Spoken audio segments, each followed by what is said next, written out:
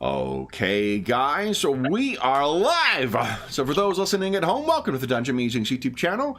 My name is Kevin Madison, and I'll be your friendly, what am I going to be? Your friendly Soul Master today, because today we're carrying on with our ongoing campaign, playing Cubicle 7's outstanding Warhammer Age of Sigmar role-playing game, Soulbound. And with me today are the stars of our Soulbound campaign. This campaign is making use of a web supplement called the Ruins of Karaznethil. So if you are intending on playing through the Ruins of Karaznethil at some point, this session is likely to contain spoilers for that product. If you don't care about that, well then allow me to introduce you to the stars, the bound heroes of our campaign. I'll go the order I've got you guys on the screen here. Why don't you tell us who you are and who you're playing. First up, we've got Robert. Hi, I'm Robert. I'm playing Felicia. She is a Stormcast Eternal. It's been a while since I played. Stormcast, that's right? Stormcast Eternal. Stormcast Eternal, that is correct, yeah. And that's about all I remember at this moment. Okay, nice.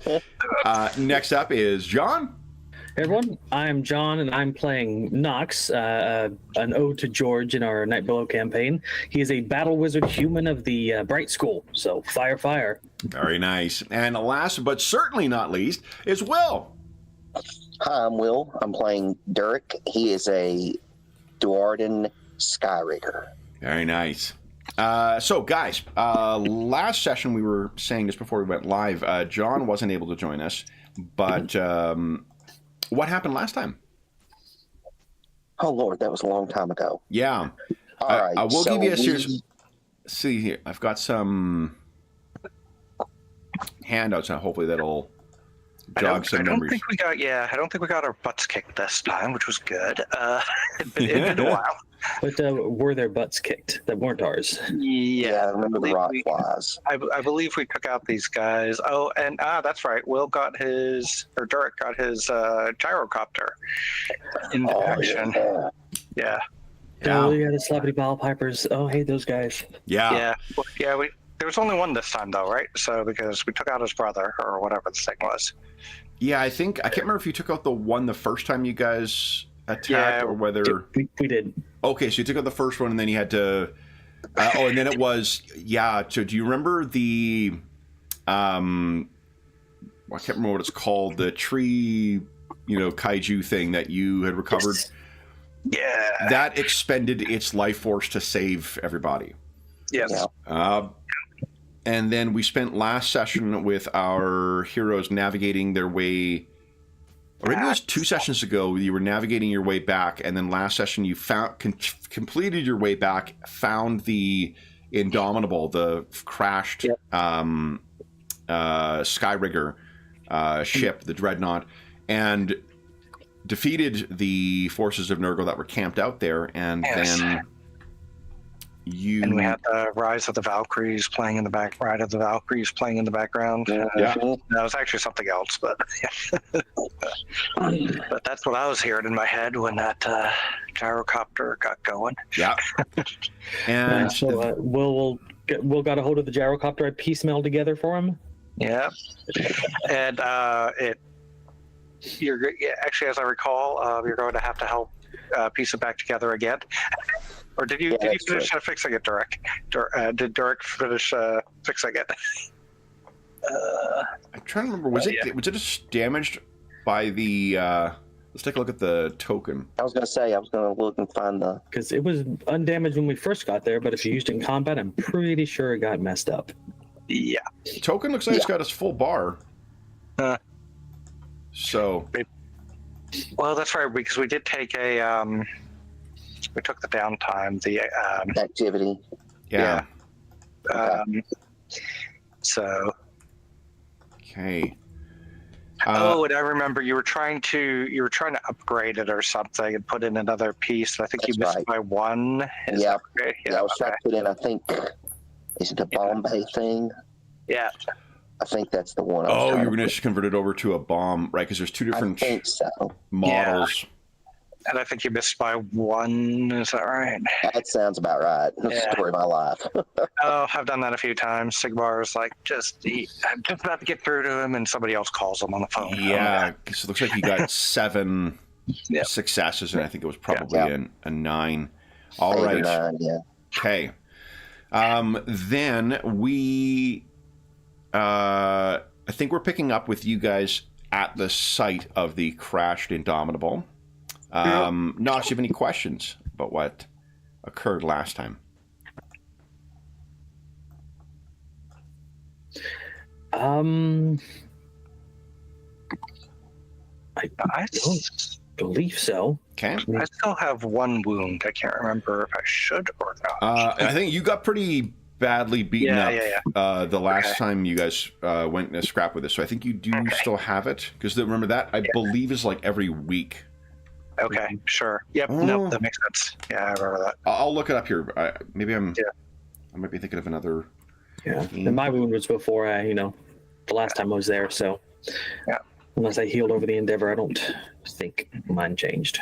Yeah. Okay, here we go.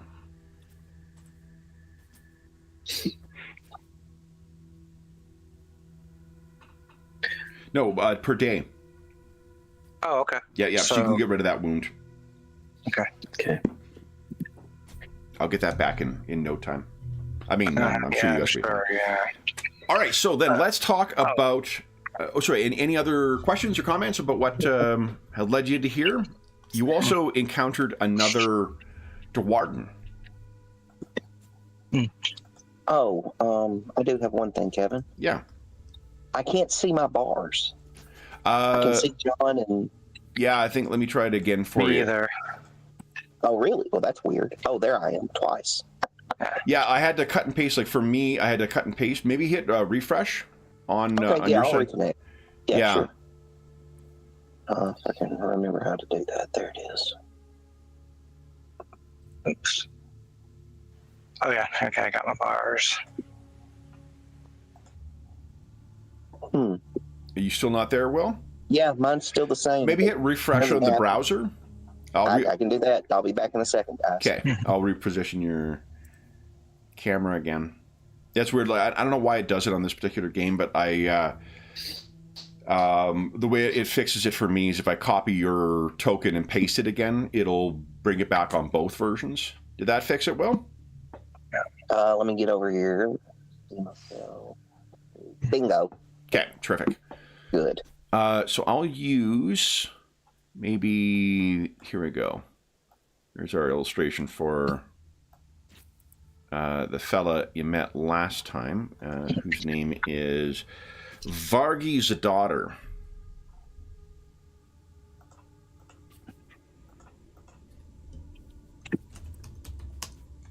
There we go. Yeah. One of the other survivors of the crashed Indomitable. Oh, there was a survivor. Okay, that's news. Okay.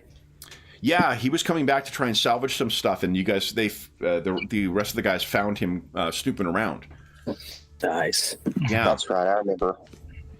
and I think I've got, because he's an NPC, I'll give you guys control over him. And let's see here. I'll give him a health bar. Here we go. All right, so he has I'll keep the toughness coloring the same as you guys. And there we are. All right, you guys should all see the bar, the numbers on the bar, and you should have control over Vargi. Yep. So we are picking... Oh, Nox, I think you can get rid of your wound then as well. There likely would have been enough time for you to heal that up. Cool. I seem to have very little difficulty inflicting wounds on you, so that won't... We'll try and fix that in the future. Oh, you can also heal your toughness up. Toughness you get back after a short rest. There we go. That should do it. So then, we're picking up with you guys still kind of collecting some materials. Jurek tossing his, whatever the, Skyrigger equivalent of a spanner across the room. Because he couldn't get this thing done in time. I will tell you what the risk is right now is that there's a potential for more of the roaming Nurglings coming back here, or the servants of Grandfather Nurgle. You can take another downtime, but I'm going to roll a couple of encounters while that happens. Not all of them are necessarily, not even most of them are necessarily combat encounters, but there is that potential. And if you guys are found here, while one of the more powerful things is roaming, that may thoroughly bid farewell to anything you could salvage from here, if they know that you're working on that. So it's a bit of a risk reward. What is the plan then, guys? Oh, go ahead, John. Well, so I got that ability that I can swap a skill and focus around every day. Yeah. I was wondering if anybody had ideas on what is needed for this days. Let's see here. Hold on a second. Where's my character sheet? Because I'm currently not invested in crafting right now. So if we need that. Kind of refreshed. Is there a healing skill per se? There's a medicine skill, but I think medicine skill? That's more like keeping people from flat out dying. Well, we do have that occasionally happen here. And it is based on mind. Yeah, I can swap that out. I'll have to sacrifice stealth or survival for it. Mm-hmm. So that might be worth considering the plan here as well. So we'll take a look at the kind of point crawl map of Karaznethil. Yeah. Mm-hmm. So you guys have tried facing one of the great unclean ones head on. Yep. That went very well, right? I'm trying to find a word that Yeah. I think what Robert's doing is role playing the impact of that first strike that Alicia took from the great unclean one, knocking the wind clean out of her. Yeah. So we're in the Seeping Square, or are we back in the wood? You are back, like fairly far off in the Century Woods right now. Yeah, we're near that wreck of the skyship. Yeah, which isn't actually listed on the thing here. You know, maybe it would be helpful. Okay, so it's a different location. Okay. You know what might be helpful? Hold on. How about I do this here? Well, because we don't have what is going on here? Someone didn't set their defaults for their pages yet. Madison, come on, man. What? Fucking Bush League DM. Soul Master. God damn. There we go. Like routinely, normally when I set up adventure or campaigns now, one of the first things I do, because I know it'll annoy me, is I set the defaults for like what a default page will look like when I drag and drop tokens, what it'll look like, what the bars display as. This is an older campaign before I got in that habit, it seems, because it is still showing up in the way that is in the default. Let me take a look here. Kara.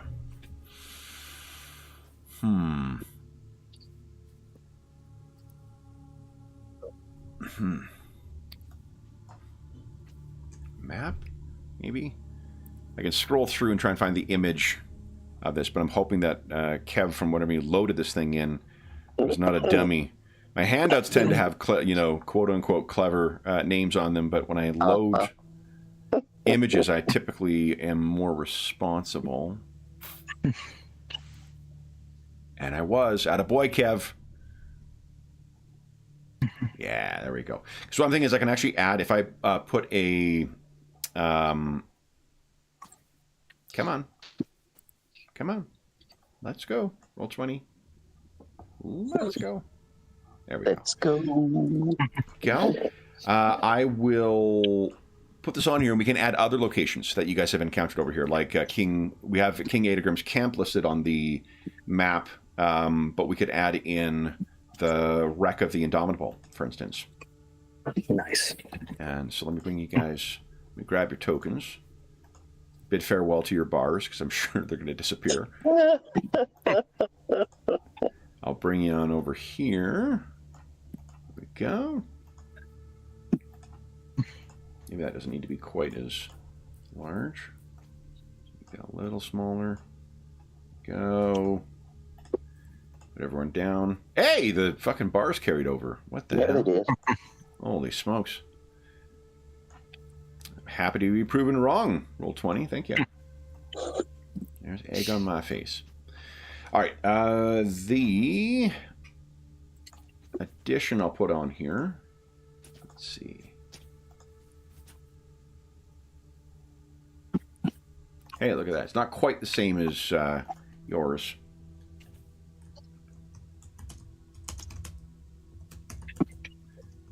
And I'm going to prove that I have to double check how Indomitable is spelled.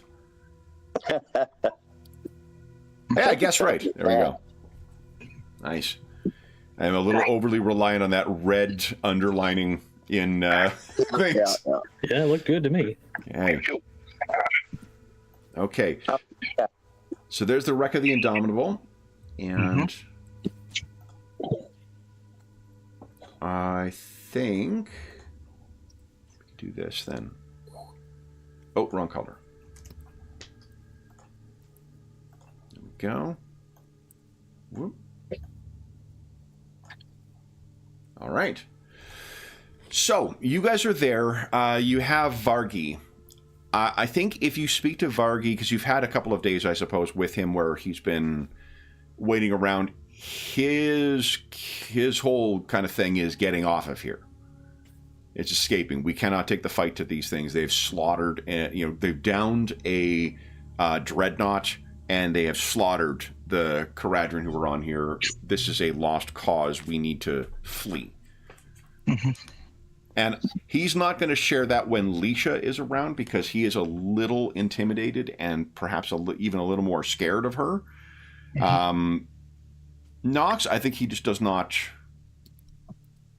have he is neither rude to you nor is he overly friendly to you.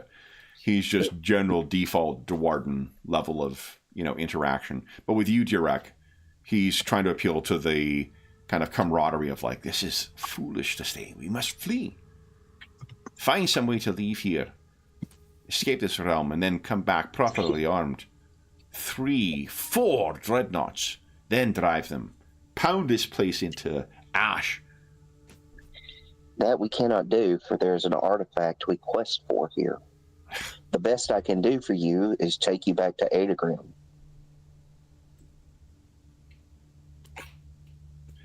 He will consent to that?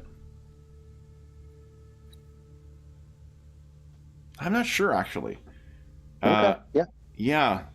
He hasn't committed to it one way or the other yet, so let's have you guys decide what you wish to do. What are you thinking, guys? Well, like I said what I thought. Yeah, take him back to Adagrim, and then we'll continue on with what we're doing. But that's, what you were doing is what I'm interested in. Like, he is a side mission at best. Yeah. What is the plan here to try and... Yeah, that's something. Because we have the first. What you guys have done thus far has been to reconnoiter a little bit. You guys got your way down into the root halls, which is where you freed a bunch of those Dwarden, and then fled back. The second time you went in was when you were looking to actually start a fight, and it was in the gates of, or beyond the gates of First Welcome, down towards the Seeping Squares, where you encountered that Great Unclean One, and that led to a tactical withdrawal. Then there was some thought about what to do. You thought about potentially trying to find this. Did you stumble across the Wreck of the Indomitable? I think you did, right? Yeah, because that's where I came up with the name. Right, and that's where... Well, that was the most recent one, but because you only named the Indomitable last session. But I don't think last session. Yeah, and I think it was that when that fight went poorly, that's when you teleported or were teleported away. So I'm not sure if there's been a change or decision on what your plan is now. So I thought that might be a good thing to start with, is figure out how best are you going to get access to the Casa Lementiri and hopefully find the Forge of Found Futures. We were, I think, we were looking for the magic for the song, so we could decipher a way through the shield, and we thought the Song Forge of the Mirror Hall might hold keys for that. But then when we went in the root halls, we got driven off. We withdrew. So I don't think the plan really changed that much. We're just getting more firepower to take out the big guys. So would our plan be to try to lure a big guy out in the open so we could drop the bombs on him, literally? I think that would be another thing too, is that we're going to want to clean the taint of chaos from the whole place. Mm-hmm. And so that, like you said, John, that's going to kind of require us to get through everywhere. Yeah. Your experience in the root halls probably tells you that there may be more survivors than you thought as well. Mm-hmm. So I think you guys weren't, in credit to the heroes, you weren't driven off in the root halls. You guys saved a bunch of people. Yeah, we rescued those dwarves and brought them out. Yeah, which actually lowered the doom. Mm-hmm. That's right, it lowered the doom, I remember. Yeah, because the doom, I think the doom is currently, we've got on the, not the cheat sheet, but on the character sheet. I think it's a 4 right now. Unless it went up last session. No, it should be 4.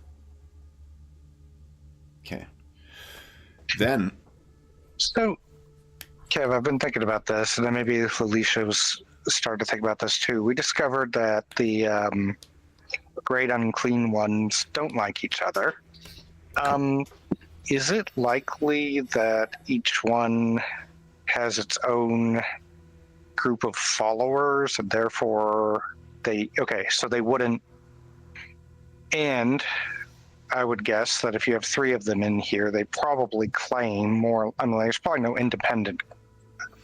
You don't have to say this, but she's thinking there's probably no independent group. So we've already hit this group once, reduced it at least a little bit.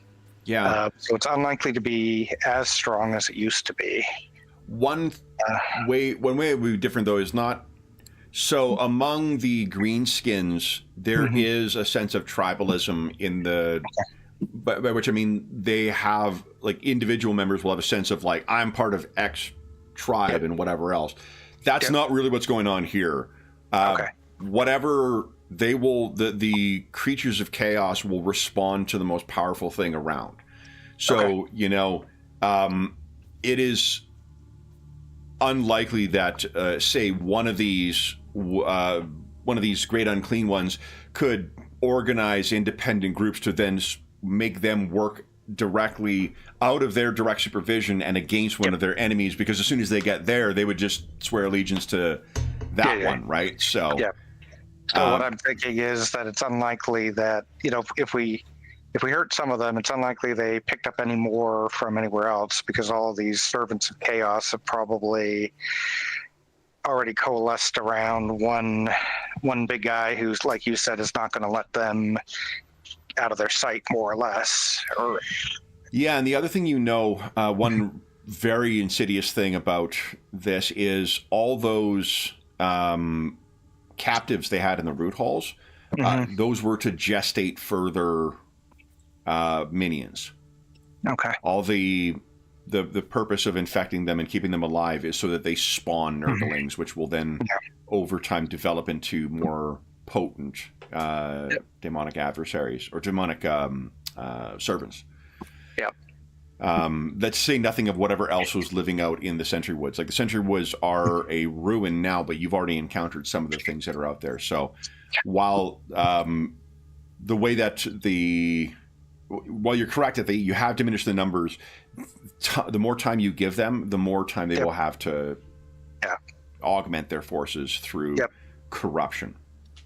Right. But we're probably never going to have to worry about, like, now that they know that we're coming, getting help from, like, the other ones. So they're, like, going to probably be on their own. No. And, like, from a mechanical perspective, this is sort of what Doom is supposed to represent, is sort of like the ability for if you take time, then Doom goes up. It is reflected in the numbers and stats of some of the adversaries, and that's to reflect them having time to sort of build up.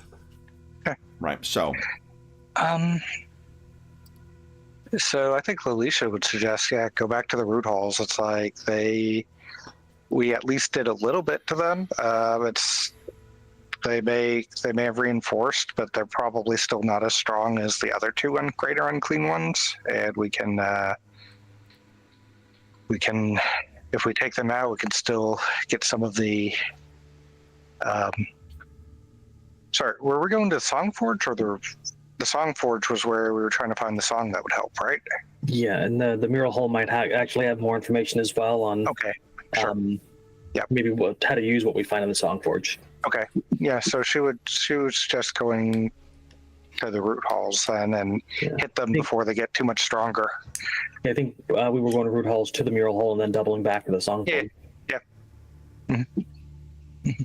Okay. But the other point I was going to bring up was we had a plan way back involving Nox helping out. Do we remember what we had as a plan before we also discovered the gyrocopter? Because it seemed like a good plan. Yeah. It was less than fireballing everything, and I think it was basically buffing a lot of us, and Nox would be effectively the supporter in the upcoming battle. With the Although great we also unclean had- one, you mean? Or Yeah, against a battle with the greater unclean one. Yeah, I And- think I was planning on flying the gyrocopter around and dropping stuff on it, but that was in case Derek couldn't do it. Okay. That may actually be better though, because Durek can. If both of you guys are doing it, then that provides a lot more damage. I don't know if Durek would be willing to give the gyrocopter over to a non-dwarf. Well, I think Derek can already fly with this thing, and I can just pilot it and throw fireballs out the side, hopefully. Yeah. one thing to remember, though, is that the Great Unclean One is a sorcerer as well. Mm-hmm. And one of the things that Nox is able to do is counter yes, some of that those. was it. Which Right. is also another reason I took an extra point of soul to get that medal, because Yeah, because the Leisha did not die in that first encounter, in part because of the mechanics of retreating, but also because you blunted the impact of one of those spells. Yep. Yeah. So then, what? I got to stay within long range to do that too. So. Mm-hmm. Did we never went into the Song Forge, right? No. No. You want to try that before we try the root halls again? Just to see what the hell's in there? I mean, I can't imagine that there would be another greater unclean one that could also reach the seeping square. Like it seems like that would be. I mean, I could imagine that because it's cat. I can very easily imagine Madison going, "Oh yeah." I will tell you, in the There's Seeping that. Square, there is certainly room for 3 Great Unclean Ones to Okay, appear. to hang out. Okay, but they may not want to be in an area where they could all come out at the same time and see each other either. So I don't know. We could. I leave it up to you guys. I was up way too late last night, and I'm not thinking very well. I would say that for Jurek, I mean, he really wants to go back to the root halls. Yeah. Make sure he can get any of the dwarven survivors out. Mhm. That's just his character. That's just Mhm. how his mind is. Okay. I'm with you on Yeah, I that. think Alicia would certainly want to help those who are in trouble. One thing to consider, now that you've actually got the gyrocopter, remember that the entrance into the Seeping Square, it's not located on the map here, but remember that used to open up to accommodate airships coming in. And while you guys did not have a way of flying up to it to clear out the rust and the vines and whatnot that have grown over on it, you do have access to a gyrocopter now. Mm-hmm. That could give you a way of getting away around the gates of first welcome and Yes. having another way of accessing the Seeping Square, and also having a way that that would be different from just the choke point that is that causeway that leads down from the gates of first welcome into the Seeping Square. The downside, of course, is that it is likely to make, if it's been rusted over and whatnot, a hell of a lot of noise when it's opened up. And you are aware that the forces of Nurgle have a number of flying contingents to them in the form of those rot flies. So it's not like it would be impossible for them to reach you up there as well. But that is an option. It is something that you remember in the middle of the square. it's a giant ceiling that can open up to accommodate some of the large trading vessels that the Karazdran overlords would normally bring here in better times. That is an option. Gives a good quick getaway too. Yeah. How many people can the gyrocopter hold on? Like, I know there's probably room for only 1 or 2 people inside. I think it's only 1 actually. It is. If you take a look at the illustration, it is a cramped cockpit. They have a variant that you can do, but it you take away all the weapons just to carry 6 people. Yeah, we call that the Chinook. Tell me about it. So very little room to hang on to if people who can't fly need to tag along. Okay. So what are you guys thinking? What's the plan for... That sounds like you've got a plan for getting down in here. What would you like to do today? I think we need to get Vargi back with his king. Unless he's got a not his king. Well, the king. Yeah. He's a Karazdran overlord, so he... while Adagrim is the Warden King, is someone's king, Vargi, just like Durak, comes from a very different culture than what these guys do. They're both Dwarden, but the Dwarden of Karaznethil have, for thousands of years, lived with the Sylvaneth, so their culture is very different from the other Dwarden. Unless Vargi wants to go with us into the bowels of this place, I'd recommend safety in the camp. Yep. There's that, but wait a minute. You said the Sylvaneth. Aren't they in the woods? Sylvaneth are... No, they that's what the whole thing... The Karaznethil was a refuge of the Sylvaneth that welcomed the Dwarden into it. That's why they've got that mixed culture, the blended culture. Okay. I was trying to think if we could find... Because the Sylvaneth, those are the Tree folk. Tree Yeah. folk, right? That's right. We'll run into them here. That's what I was thinking. If he's more comfortable with maybe them. But yeah. Yeah, 8 grams, I mean, that's fine. Just so there are 2 different species, the Dwarden and the Sylvaneth, who occupy the Century Woods in here. The people of Karaznethil come from both of those species. Their culture is a blended culture, right? Remember that you were seeing there were Sylvaneth who would work with metals and so forth, and there are dwarves who work with wood and incorporate some Sylvaneth features to it. Yeah. It's not to say that, again, this is... Vargi is really, if he's unhappy with that option, I mean, he can go back to scrounging on his own, I suppose. Yeah. Yeah. All I can do is lead him to water. I can't make him drink. Mm-hmm. I think... Let me roll randomly here. Would you give us... let me think here. Will, give us a D6 roll, please. Oh, just a D6, okay. Yeah.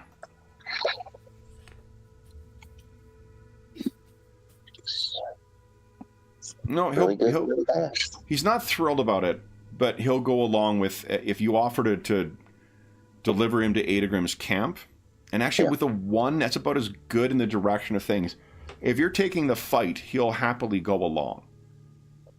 Now, you are aware of what a non-bound hero, what the likely outcome is for it. So you guys can judge whether bringing him along is going to be worth it. But he has 5 toughness and I believe 2 armor.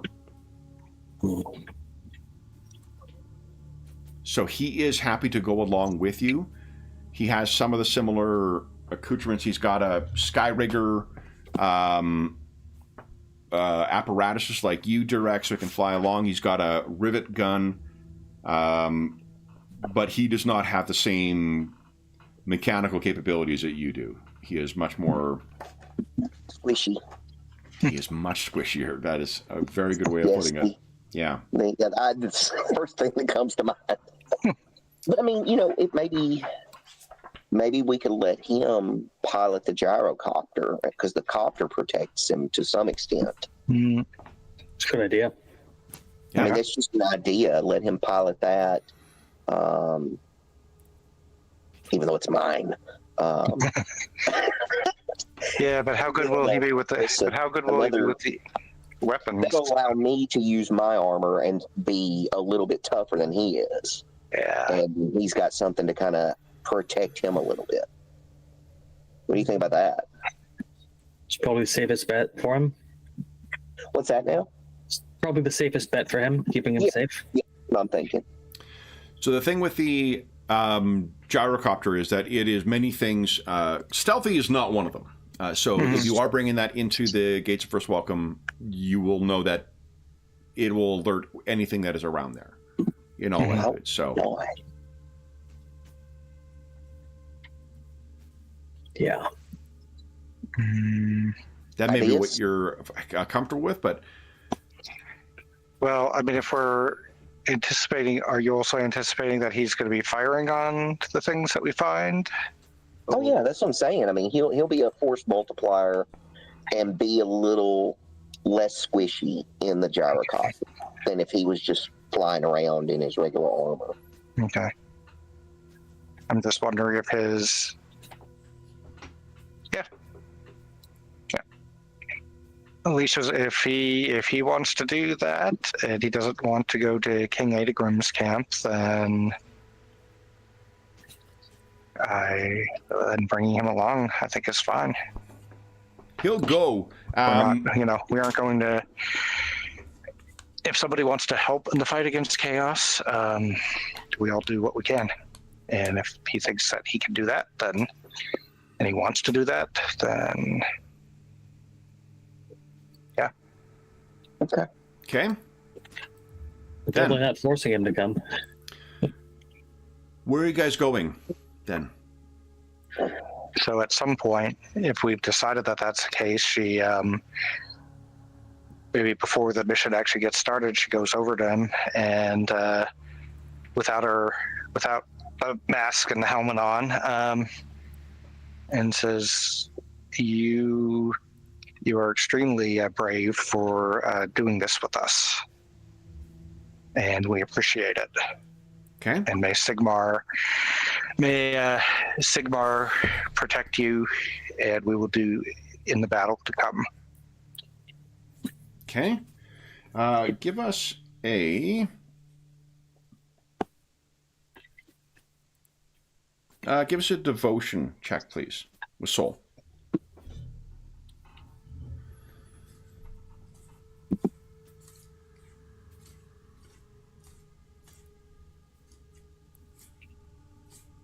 Oh, and difficulty would be 4.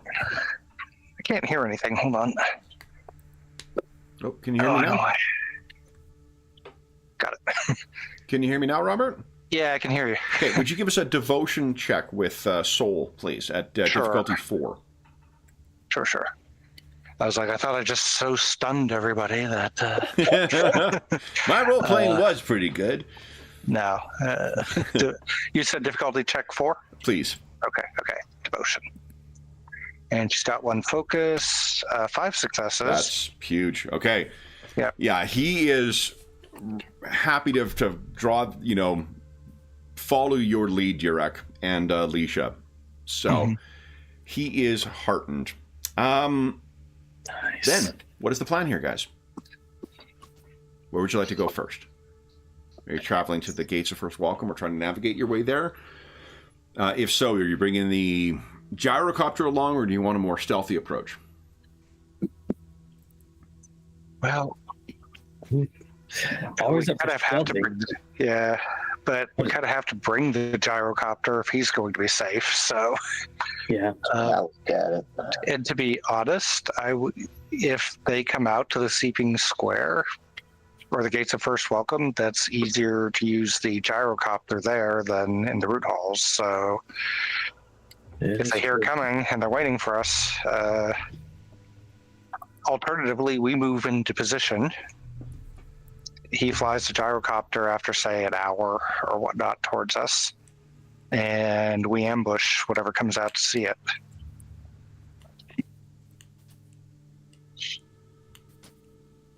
Yeah. I like that plan.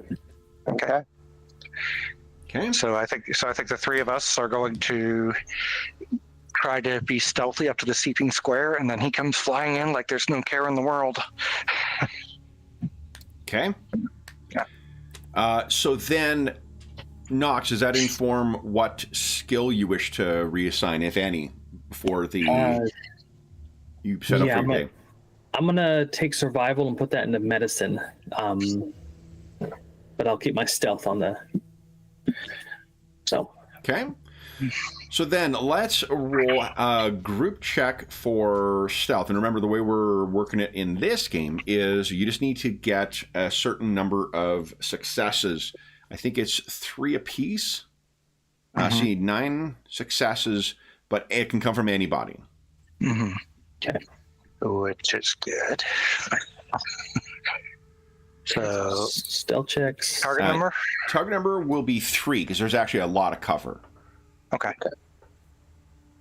No bonus. 6 so far. Can you make that 7?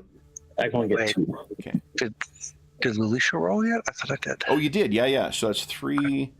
All right. So you guys got 7 successes.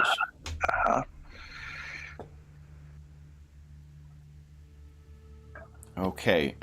Do you have any soul fire left? Let's see. We should. Here's our soulfire sheet. I mean, Yeah, you have 2 right now. You guys I was going to recharge. say, There it is. Yep. I bet you could create a token for that. double your after roll. That's mad.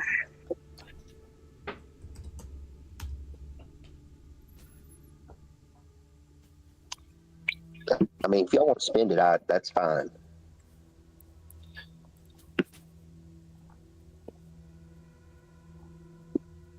What do you think? Or do you want to?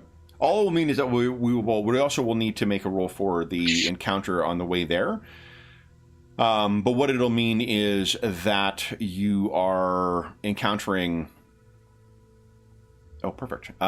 You will be encountering, or you will not be hidden when you arrive. Gotcha. Well, I mean, even if we spend Soulfire, we have to spend 2 to maximize mine and Durex's stealth, and that's the only way in order to get 9. I guess the question is, do we think that doing the ambush is more valuable than holding the Soulfire to... No. The Soulfire is very important. It can help us avoid death. Yeah. Okay. No. Here we go, guys. All players and. I'm sure Durek agrees.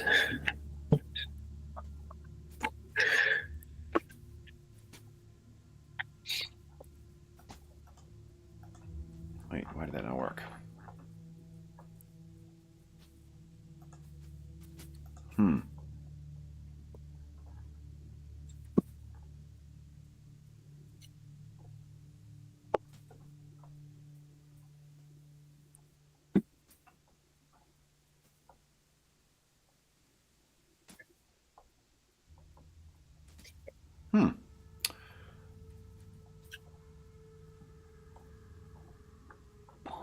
Cannot seem to get the Soulfire to track properly to the token. So I made a token for you, but it did not seem to be working. Oh, you know what? Hold on. I'm a dummy. How about I set it to the proper thing? I didn't have it set to a sheet. We haven't said Bush League DM in quite a while. Let's see here. Soul. This is more of like a advanced kind of There stuff. we go. Look at that. Yep. See, I get there. Nice. I get there. Okay, no, actually, I wanted to use the green one for it. So hold up, let me. I love the little icon. Yeah, it's a mark of Sigmar. Oh, that's cool. Mm-hmm. Again, all Warhammer is new to me to a large extent. That's super cool. That's exciting. It's fun. I mean, I knew of it, but I was never, by no means, anybody who really knew. Yeah. Yeah. That's awesome. I look forward to our 40K game then. Yeah. Okay, so there is your. You guys should all be able to access that and be able to track the Soulfire directly there. Cool. Mhm. Yeah, on it. So yeah. Okay, cool. And then I'll put. I think I can just put the name down there as well. Boom. Okay. So what? You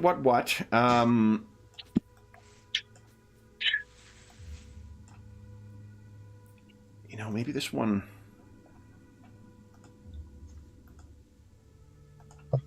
Makes more sense to have it at the top because it looks kind of cooler. What do you think? It's fine. Yeah. I don't Either know. way. It's covering stuff either way, so. All right. There we go. Okay. So what I need to roll is, let's have Leisha and Nox each give us a D6 roll, please. Ooh, 6. Okay. Turn out strong. 4.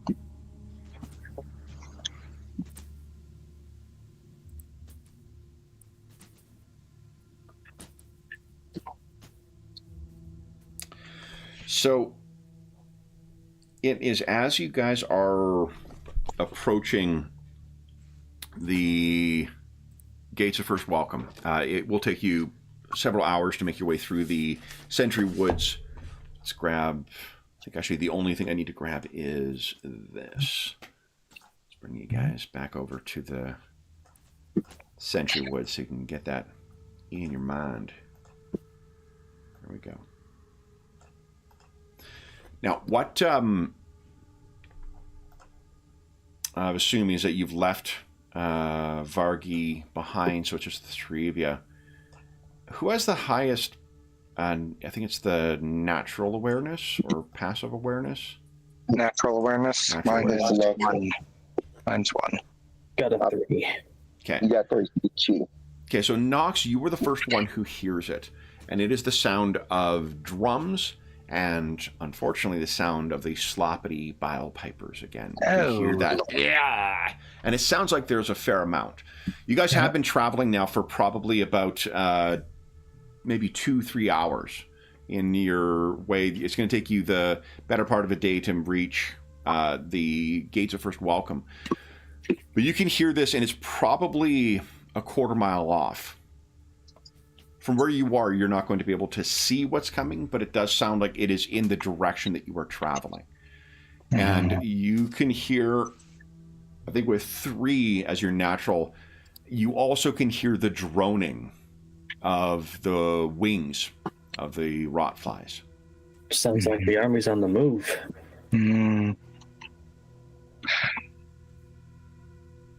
What would you guys like to do? You haven't come across it directly yet, and it is in the path. It should be relatively facile for you to redirect yourself in order to avoid this. It is pretty hard to know, but that would also mean you are not reconnoitering what is there. What would you guys like to do?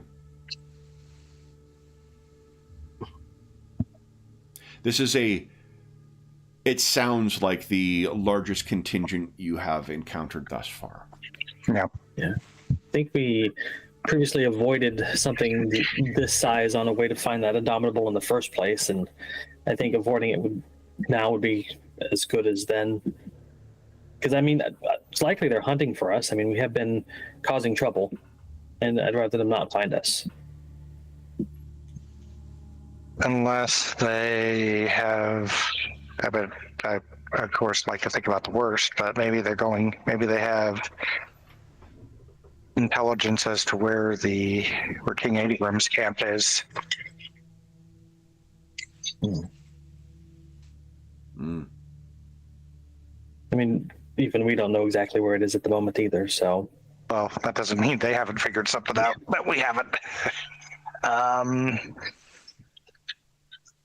You think moving in and seeing what they're doing is going to be worth the risk?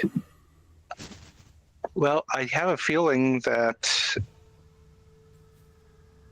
so we don't know where King Adigram's camp is, but maybe if we can get close enough to hear something. I mean, I'm assuming that we at least we probably won't have to worry about stealth quite as much because they're making a huge amount of noise.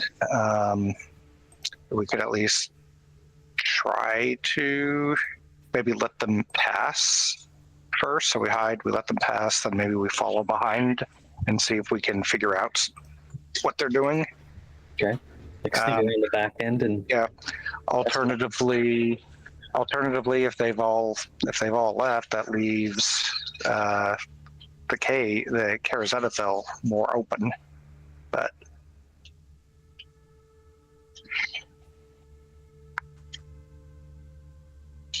yeah, the police are just a little worried that these things are with something this large, she kind of feels like we got our butts kicked enough that they shouldn't have to worry. They wouldn't send out a huge amount after us. They would just wait for us to come back, and because they kicked our butts already. So she's worried that this is something else, and it could be bad to let them go without at least knowing what they're doing. Yep. What do you think? Off to the side, let them pass, and then try to come up behind them and get some information. Listen. Hopefully, they're talking enough that we get some idea what they're going after. I like that. Okay. Yeah. Doesn't sound too crazy. Let's try that. Yep. Okay. So then, why don't you guys give us another group stealth check? We're going to set this one at... That's a good plan as well. Difficulty will be 3, and the complexity of it, let's set it at 6 instead of 9. Okay. There it is. Okay. Alicia, that's a really good stealth roll for a demigod in Sigmarite. Yeah. So, yeah, if you roll 3 4s and a 5, that's not bad. So, what you guys find, Nox, are you able to get another success out of that? Yes. Okay, so that means you guys have 3 excess from this. So, anything special you wish to get with those extra successes? Do you want to try and set up an ambush to grab somebody? Do you want to with that you're able to do exactly with a 6 you're able to do exactly as you thought, get up behind and kind of try and listen in. I'd like to give you the opportunity to get extra stuff if you have something in mind with those 3 extra successes. Yeah, our intent is to figure out what they're doing. So it's very very depend on what we actually find when we get there. But if there's like they're hauling off captives or something, maybe we're able to separate one of them from the group and ask questions, or maybe get them freed. That's one thing, yeah.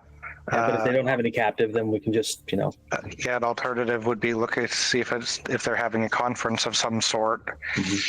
And maybe they don't want to be near they want to be a little bit off to the side because it's easier to talk. Maybe we can find a group that look like they know what they're doing and talking. Yeah, and so as far as the servants you've seen, the servants of chaos come in a wide variety of manifestations, broadly speaking. Demons themselves are creatures of chaos. They are formed of the chaotic stuff that is outside of, or that is the manifestation of chaos. And then focused into each of sort of the 5 different major chaos powers that exist in the Age of Sigmar setting. Normally, there's only 4. In the fantasy setting, in the 40k setting, there are 4 ruinous powers. There's 5 in this because the Great Horned Rat has ascended to be one of the great chaos powers. Yeah, I remember that now. The demons, though, are kind of manifestations of that stuff. They are like a paradox in that they are ordered chaos into given flesh and form. They are difficult to converse with because they are not real. They're not conscious, at least in the sense of like a creature that is born of flesh and lives in the mortal realm. They are creatures of the immaterium. They are driven. I actually don't know canonically whether the immaterium is used as a reference for like the warp here. I don't think it is in this setting, but it is of the chaos, of the winds of chaos. What, though, you could look for, and with 3 successes, maybe you could spine, is those who ally themselves, cultists of chaos, are folks who are corrupted by it, but they are creatures of flesh who are warped by chaos. A third one is generally the beasts of chaos, and those are things like the beastmen and their sort of ilk, who are flesh and flesh foremost. They likewise would be something you could interrogate and get some information from, or at least have some kind of interaction with where there is a meaningful conversation that might be had. Otherwise, the things that you are likely to be able to capture are going to be, among the demons, are going to be just creatures of almost pure instinct and pure form. So you're not going to get useful information out of a sloppity biopiper or out of a rot fly, for instance. But if there is one of the corrupted number, and I can tell you with 3 extra successes, I think you probably see one horribly like deformed by a body racked with diseases, but there is a Dwarden walking among them. Their weight held up by the weight of this staff. It is a staff of corrupted ironwood. It is riven through with maggots and such that seem to happily burrow their way through both the staff and his skin. But he seems to be leading along and is offering some kind of instruction to the demons around. This army, I will tell you as well, is led by a great unclean one. There is a carpet of Nurglings that is following behind, and a path of destruction that follows in its wake. The ground itself rife with disease. There are dozens of rot flies above him. There are other champions of Nurgle and other Nurglings, carpets of them that are marching out along with it, all happily accompanied by sloppity biopipers and with drummers who no doubt have the organs of diseased things splayed out across a bone canvas, which they drum on, giving tempo to its advance. But is there any way to tell the greater unclean ones apart? Like, is this the same one we fought?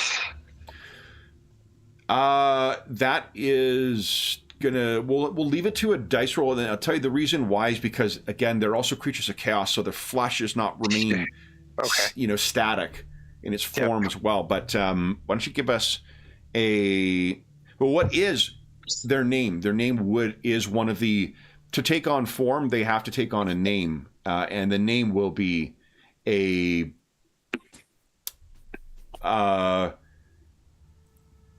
unsettling bit of stability in a creature that is born of constant change. Why don't you give us a awareness check, please? Sure. Not her best thing ever. We'll set the difficulty at, I think we'll set the difficulty at 5, but the complexity is going to be 1. You'll either be able to recognize this or not. Look at that. Leisha, holy smokes. No, hold on. That can't be right. She only has a mind of 2. How could she get 4 successes? You rolled 1, 2, 3, 4, 5, 6. I did something wrong. Okay. You can put a modifier of 5 in there, I think. Okay. Oh, instead of the target number. Yeah, because you get a difficulty of 2. Okay. So that's a 5. Yeah. That makes sense. There we go. No successes. Okay, so you can't tell. One is, from the other. If you say that out loud, though, it could prompt your allies to potentially look. Yeah. No, she did. She was like, I wonder if this is... Okay, I can take a look. Yeah. Same difficulty, please. It is not. Okay. Nox. I'll look over. It says it doesn't seem familiar to me. Nox Yeah. also has his mage sight too, right? So perhaps he's able to see more the, the complex weave underneath. So one of the downsides is this is likely certain death if you face this army directly on. It is definitely on the march, but its size is sort of its downside. With those extra 3 successes, you may be able to gain access to that dwarden. Yeah. And that one may have some answers. Mm-hmm.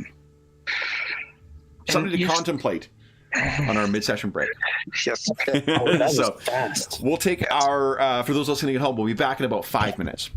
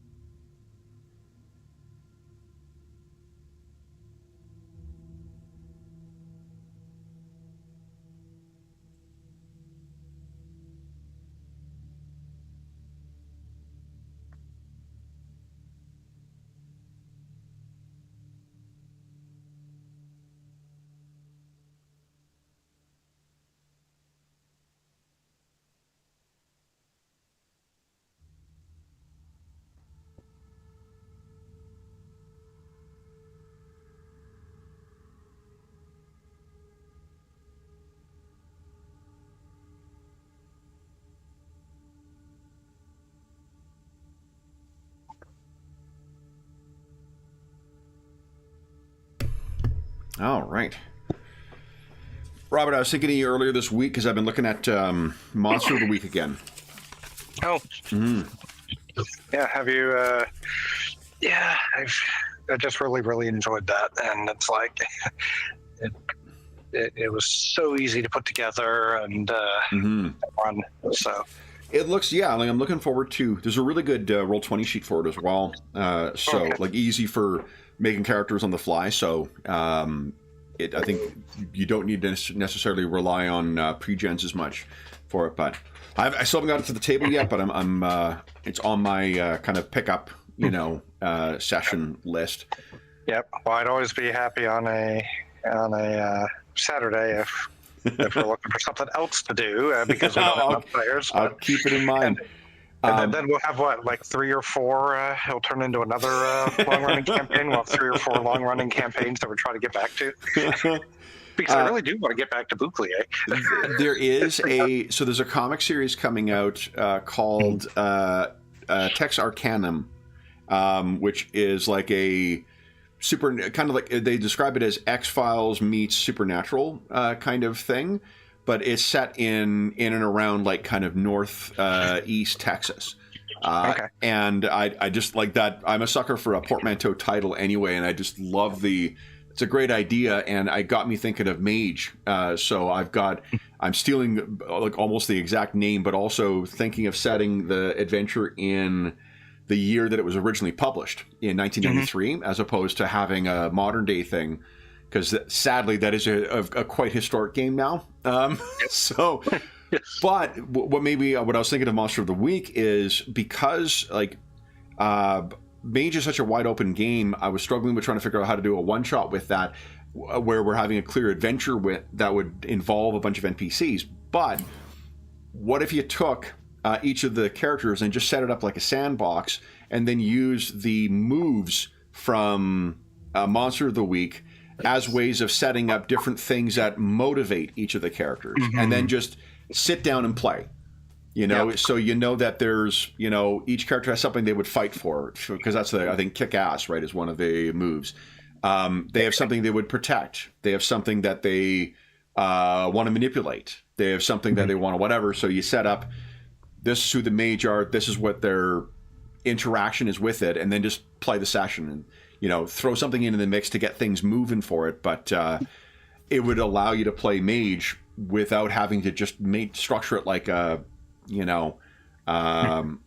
necessarily the way a short story would, or like a short adventure would be for another RPG. Yep. So I have that to thank for that as well. But nice. But anyway, so guys, you have this army of one of the great unclean ones, and I say army, I mean it is not like hundreds of creatures here, but it's probably not. It's probably close to 3 digits worth of adversaries that they've managed to put together here. But again, because of the pace that they're going and because of the nature of them, you may be able to do something without drawing the attention of the entire army, if you choose to. So as far as where this thing is going, though,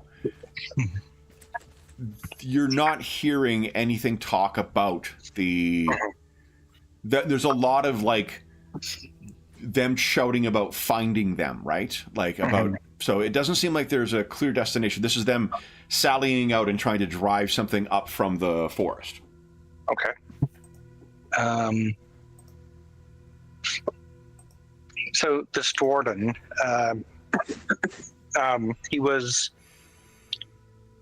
he's moving freely throughout the camp. He seems to be in charge in some capacity. Okay. I think we should look for an opportunity where he might be near the edge, especially whenever they camp and rest, and see if we can't nab him. I mean, he looks like a normal Dwarden. He doesn't look like he's been physically corrupted or anything like that.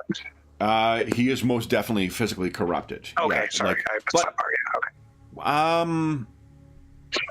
Give us, let's see here, Nox and Leisha, give us a I think it's lore check, please. Mm-hmm. Difficulty will be a 4 here. I think complexity will be 2. Oh, 2. Nope. It was close if I only had one focus in it. Okay. So what I was getting you to check for is whether you'd be able to tell like how far along corruption may be, right? Yeah. And unfortunately, I don't think you've got a frame of reference for looking at him to see how far along and how favored he is by the ruinous powers. Yeah. Okay. I see ruinous power. Grandfather Nurgle. That is the one that is present here. Yeah. So After we try to dab him, or at least keep an eye on him, so that if we can't nab him, maybe he goes and talks to somebody more specifically about what they're doing. So I'd say we keep tabs on him. We move as needed to always be close enough to either overhear him or grab him if nobody's watching. That's my thought. what do you guys think? I mean, if we get a hold of him, we have to disarm him, get information out of him, and then ultimately get rid of him. That may make some noise. Yeah, I think trying, and plus if he seems to be in charge and somebody comes looking for him and they can't find him, I mean, if we have the opportunity to grab him, great. But I think staying near him so that maybe we can overhear. What do you think, Will? Yeah, I mean, you want to snatch him without making a scene. Yeah. So, One upside is with the noise from the sloppity biopipers and the drummers. You really need not worry about drawing attention if you're making noise. Mm-hmm. That's true. Yeah. So what do you think, guys? What are you doing? Probably wait for an opportunity to nab him. Like if he heads off on his own for a moment or two. Okay. So let's do this.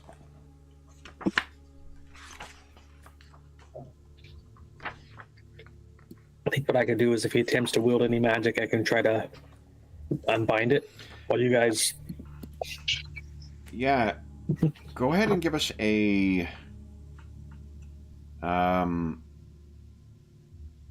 awareness check, please, Nox.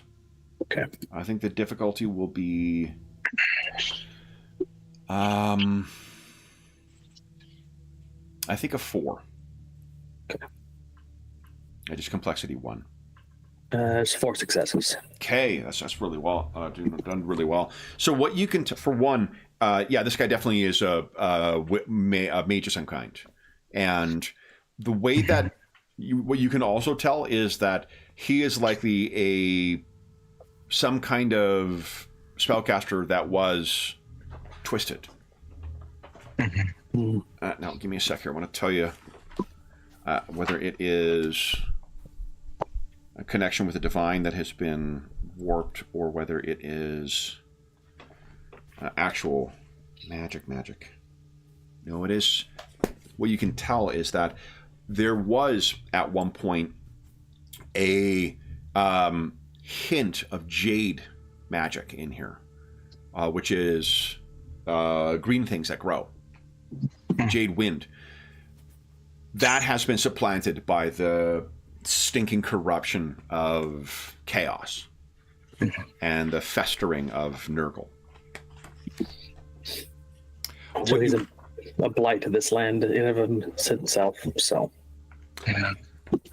you also know, Nox, that among the 5 ruinous powers that came into ascent during the Age of Chaos, there are obviously among all of them some that can be spellcasters, but among the forces of Nurgle, they are kind of a rarity. It is the agents of Tzeentch that are most often sorcerers. So this person may be, for one, an outlier, and also may be valued.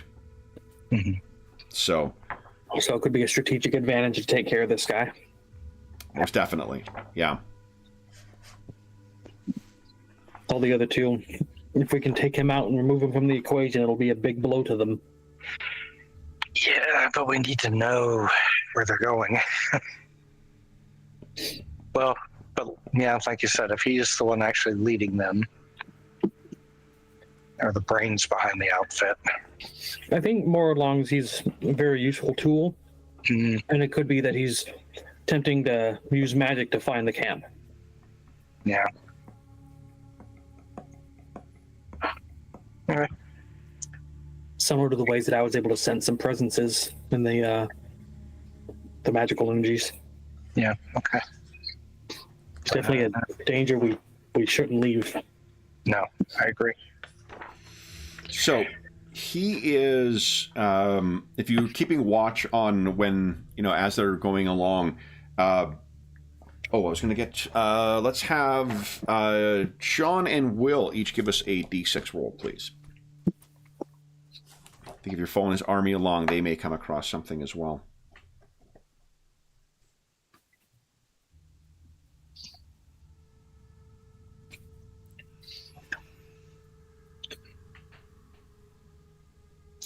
So there does seem to be after following this for maybe about an hour and a half, almost 2 hours, of kind of waiting for your opportunity, the vanguard of the army comes across, it seems, some kind of animal up ahead. So there is like some kind of, you remember those corrupted, what are they called? They're not boars, but they're the orc boar things. I can't remember what they're, not the grot. Nope, not them. Was it the pursuers that you had down there, or? No, pursuers were from Ulfenkarn, actually. From those are undead. I think I shared it in the Discord, and I didn't actually load it into this game, which would track. Let me take a look here. I'll scroll on for a sec if I can find it. If not, it's those kind of like. What's in here? No, sadly, I did not.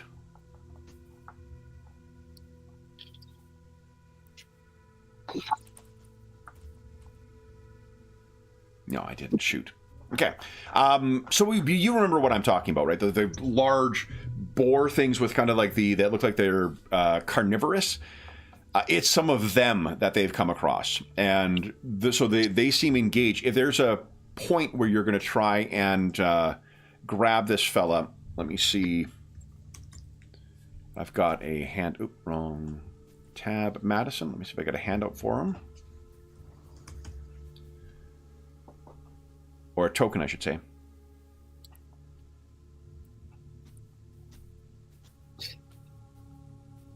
Okay, let's use that. That'll work. There's him. Although imagine his skin much more sallow, sickly, his eyes weeping, surrounded by a cloud of flies, leaning heavily on his staff, and a not inconsiderable amount of maggots crawling through his hand where it carries that staff. Lovely. It'd be nice to reclaim him for Sigmar, but He might be too far gone. yeah. And I don't think any of us have the ability to do that. And if I just won't even go about doing that. if my senses are right, it's his magic that's corrupted and it's infected the rest of them. That's a deeper problem. Yep. Minds can be healed, but magic, Yeah. it's a tainted source. Mm-hmm. He has in his immediate vicinity where is it here? something that looks like this, guys.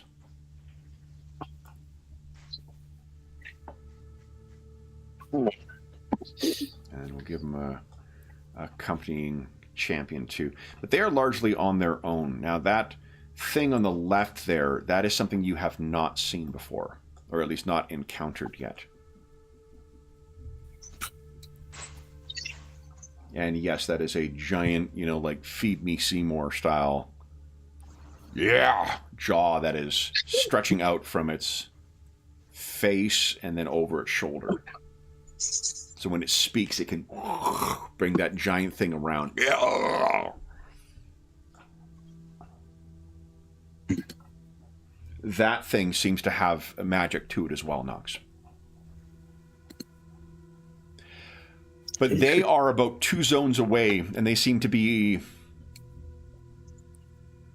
If there is an opportunity to jump in, to kind of move in, this is sort of a moment when they are separated from these. He has sat down for a moment and is speaking to this. I'm going to call this thing the Scrivener.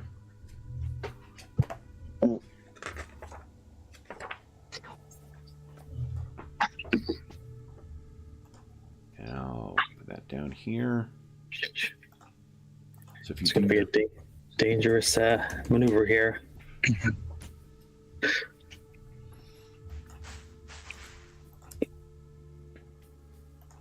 Go. There's the bodyguard as well.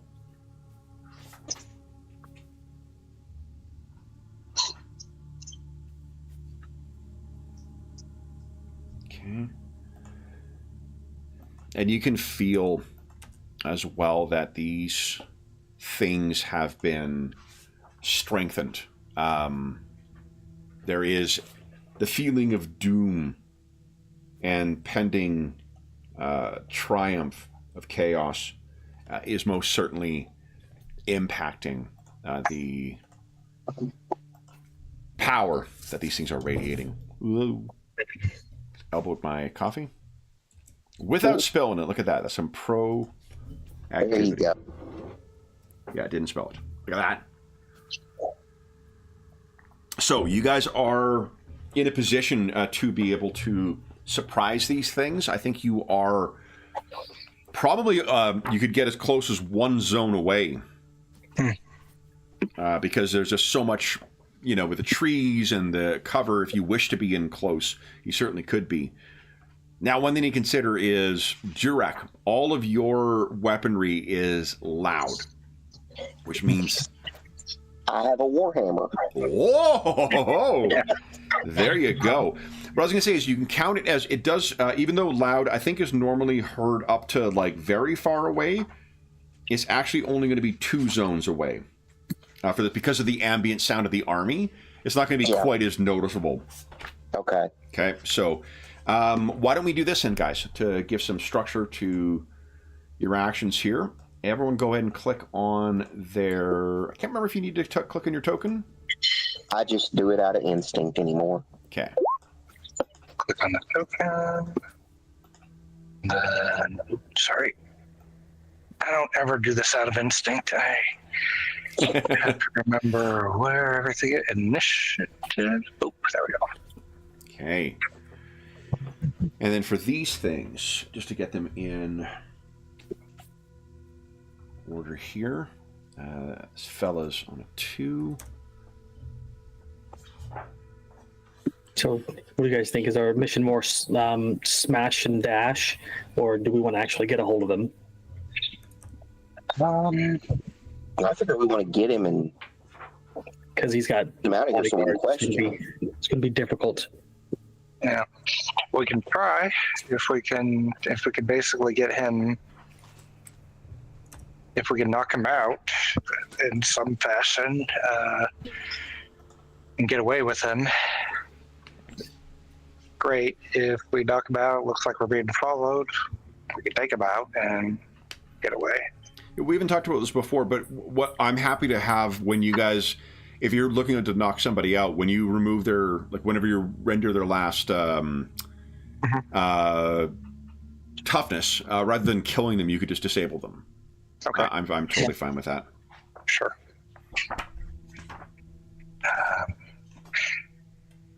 Even with a Sigmarite longsword, I guess you could always. Yeah, I could. The butt of the sword thing of hitting them with the flat of the blade.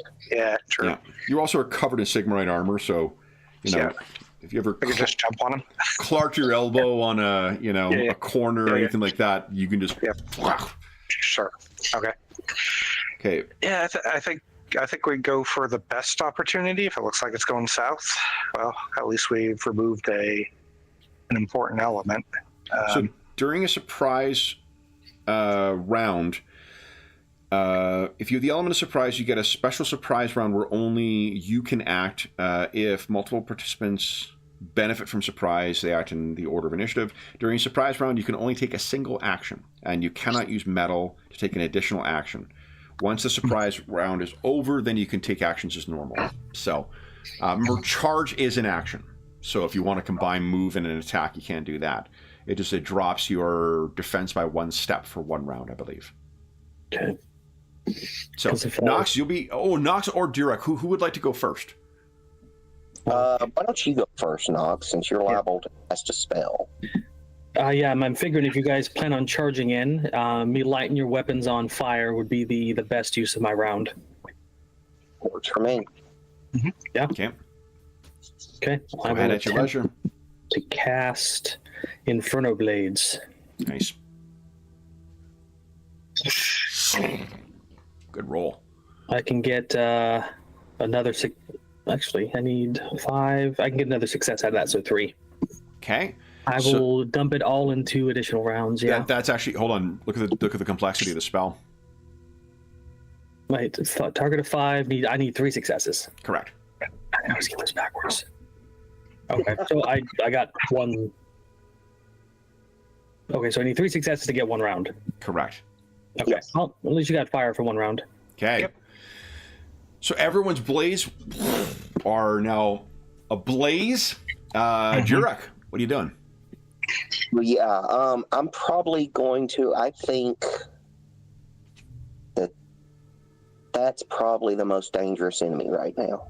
Okay. The Scrivener. So I'm going to, like you said, charge in with my flaming chainsaw. Okay. Flaming chainsaw is also loud. Yeah, but Fine with I thought we were okay zone-wise. It means that it'll be a less distance, so if there is stuff outside this little... So to picture the scene, I'm picturing these guys have stepped aside in kind of like a little grove sort of area to speak to one another while the army is dealing with whatever. This is your opportunity to pounce in. 2 zones away, there may be stuff, so each round I'm going to kind of roll randomly and see if anything is wandering by. If there is something loud that's heard, but it won't be the main army that's going to be able to hear this because there's so much noise going on already. Okay, I got you. Okay. Okay, I'm still going. That's still what I'm going to use. Hell yes. Okay, so then. Traits. Love it. Would we have took some doses from our Quicksilver honey before the battle? It gives you an extra armor. You certainly would have had an opportunity to do it. Yeah. Extra armor. Yeah, it's plus 1. Okay, that's what I'm checking. Charge plus 1 dice pool as well. Okay, so when I roll my attack, the target number I've got good on all of my. Right. So let me tell you what I gotta decide what the defense is. Okay, so good. It's going to be a target number is going to be a 4. But you get plus 1 dice. Okay, so that's the bonus. The bonus is 1. Yeah, remember, don't put a plus sign in, otherwise the world inverts. And chaos wins. Nice. Oh, that's your Warhammer you rolled. Was it your... Oh, I did? Yeah. Oh, damn it. It's my fault. The engine wasn't starting. Yeah. So 4, submit, bonus 1. Let's try that again with feeling. There we go. Can you make that 6? Doesn't look. Nope. Okay, so 6 points of damage. So why don't you tell us what it looks like as Durek suddenly charges the Scrivener? What is this? Flaming crazy chainsaw. Dwarf and he's not actually flying at this point. I think I can just straight up see him loping with this chainsaw held up high on his arm. And and flaming fire is shooting out as the blade spins around. Love And it. just in and try to whack that thing just right on the neck. Okay, I'm going to put that as the... Because it has... You rolled a 6, didn't you? Yeah. So then it's... You rent its armor. His armor's going to be reduced by 1 next time. Awesome. That is 7 points of damage with the fire. And look at that. That guy's on fire. Then Leisha. So we just get all of our actions or one action? One action, and you cannot One spend action. metal for the surprise round. Okay. Then we go in order. Okay, so if she charges, Okay. she can charge an attack, yes? Yep. Okay. Charge is in the attack. It gives +1, but your defense is +1 dice to your pool. Your defense is reduced by 1 until the start of your next turn. Okay. And the Quicksilver Honey gives you 1 extra armor. Correct. Yes. Okay. All right. So she goes in and charges. Okay. Leash's melee is good as well. So that'll be a 4 you're rolling against. And you get +1 dice. +1 dice. And what are you charging? It's a Scrivener as well? Yes, I'm also hitting that. You know what that She's a big mouth brought towards you? I can't imagine why, guys. Yeah. Looking for my weapon. No, where'd I have to go? Oh, okay. There it is. And you said target is 3? 4. 4. And I have 1 extra die. Okay. Correct. I have to put +1 or just... No put in- 1, just 1. No. Okay. Put Okay. a plus sign. Yep. Okay. Okay. All right. Can you make that 5? I can... Yes. Nice. Yep. Okay. So that is 5, 6, 7, 8 points of damage. And it has been rent, so its armor's been reduced. Yep. Leisha, you come charging out, and that Scrivener is down before it has a chance to act. Wow. Then... Go ahead. She gives Derek a quick thumbs up, like, okay, nice job. All right. Then it is the corrupted Dwarden's turn first. So let's take a look here. He is somewhat shocked by what has happened. One would hope. I do have metal, though. Mm-hmm. Man, it's going to be a counter spell off here. Yeah.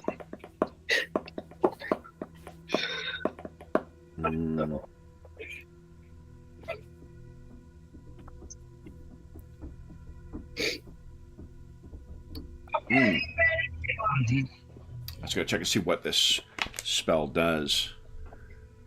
Let's see here. I think he's going to do something unpleasant. Shocking, I know. You're expecting immediate friendship. But, guys, we'd like to subvert expectations here on the Dungeon Musings YouTube channel.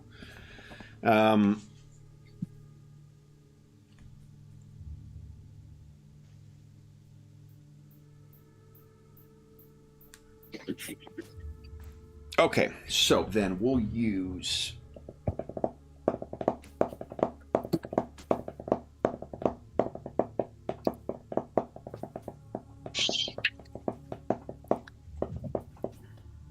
Yeah, so its first action is going to try and cast a spell. So if you want to spend a metal nox to try and... Yes. He's got to make his check, and my difficulty is based on how well he does. So. Okay, here we go. Oh, it's an all or nothing thing. That's fucking cool. Mm-hmm. Wowzers. I will spend the metal because I'm going to attempt it, but you know. Yeah, for sure. Let me make the roll for the sorcerer. So if he does very well, then it's Okay. well, I hope I do very well. Total successes here. All right. And the difficulty is okay. 4. All right. Go. Let's give it a try. All right. 1, 2, 3, 4. All right. So he turns and he gestures and begins. You can feel almost like a little wave of nausea hit you, Nox, as the workings of Nurgle begin forming, and he is beginning to unleash some kind of attack on Leisha. I have 4 complexity right now. Okay, and I just need to. So I've got to meet or beat his successes.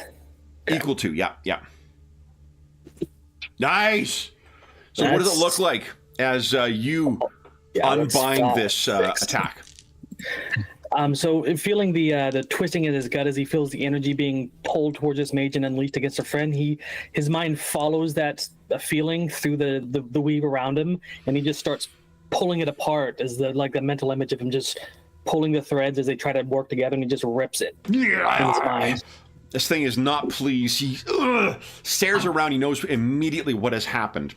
And knowing that there is another mage here, he is going to keep his mettle to do the same to you. Next up is either Nox or Durek. Who'd like to go? You want to go ahead, John? Okay, my metal recharges on my turn. And I'm medium range. I got to move in to be close range with him. That's right, yeah. Okay, at this point, I am just going to... I'm going to use Tactician.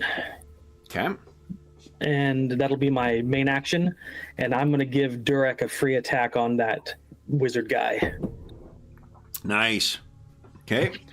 Durek, go ahead and give us an attack. On... The flames have gone out on your weapon, by the way. Right. Against a creature, you say. Difficulty is a 4. Once again. And you add the number bonus die equal to my mind. I have 4 mind. All right, so we said it's a 4. Oh, wait a minute, Kevin. My melee is down 1 because I charged.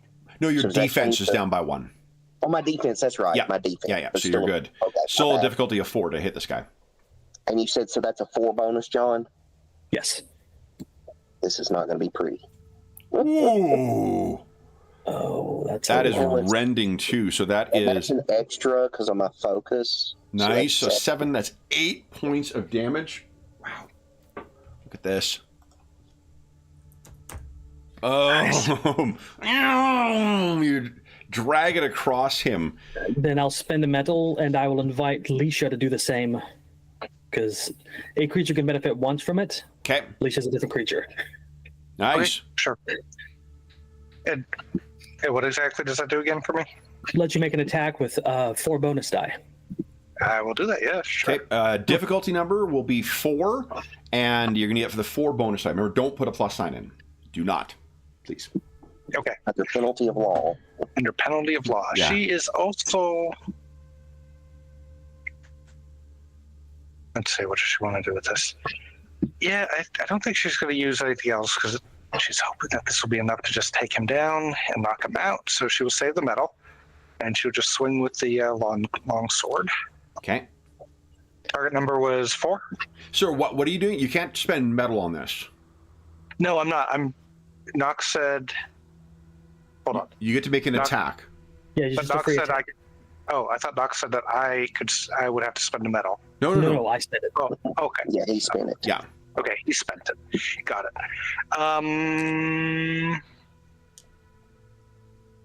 Yeah, she's just going to do a regular swing then. And then she'll, if she needs to, she'll... The thing is, guys, you're not neither of you are engaged with him, though. Oh, I thought they were right next to him. No, Okay, you need to be... she needs to move. They're in the closer... Yeah, the thing is, you can't. You cannot move and then attack. That's not what the ability allows you to do. So we're going to have to undo that then. Yeah, so we'll undo both of those. Retcon. Okay. So Never she mind. has no special thing going on? Okay, No, so it's just, Nox gets to decide. So what are you doing, Nox? Yeah, we're not doing the attack then. Okay. Well, if he's... Shoot, I'm going to have to use a spell then. You could let Durek go first if you want to do that, because Durek could, as a free, without using his move, he can freely engage with him, then take his turn, and then you could give him extra attacks. We'll do that. We'll have Durek move in to make his turn first. So then I'll just apply what was... Oh, but you had the +4. So, Durek, it's your turn. What would you like to do? So yeah, tackling with the saw after moving up to engage. You got it. Okay. So it'll be difficulty 4 with no bonus die. Yep. Which is still not too difficult. So Can you make that 4? Yep, I can make that 4. Nice. 5 points of damage. No 6s, though, so it isn't rending. But I can use my metal now. You absolutely can, yeah. Yep, so let's do that. Let's get rid of my metal first. Oh, come on. There we go. Okay, nice. All right, and then, what is it, up arrow? We'll do the same thing over again. Target number 4. Smith, go. Nice. Can you make that 5? That is rending. And that is a 4. 4, so success. 5 points of damage. He is rended as well. Where is it here? We were using... Oh, there it is. Guys. Slippery. 5 points of damage. There we go.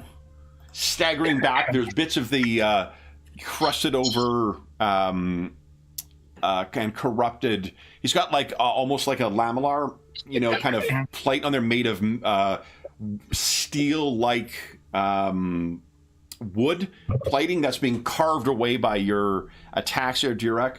If that's the end of your turn, then Nox, now you could... Yeah, this is when the sense of deja vu goes around Nox, as though we've seen this play out, and then he'll use Tactician for Durek. Durek, go ahead and give us your same attack, difficulty 4 with 4 extra dice. Mm-hmm. And you have rent his armor now. Okay.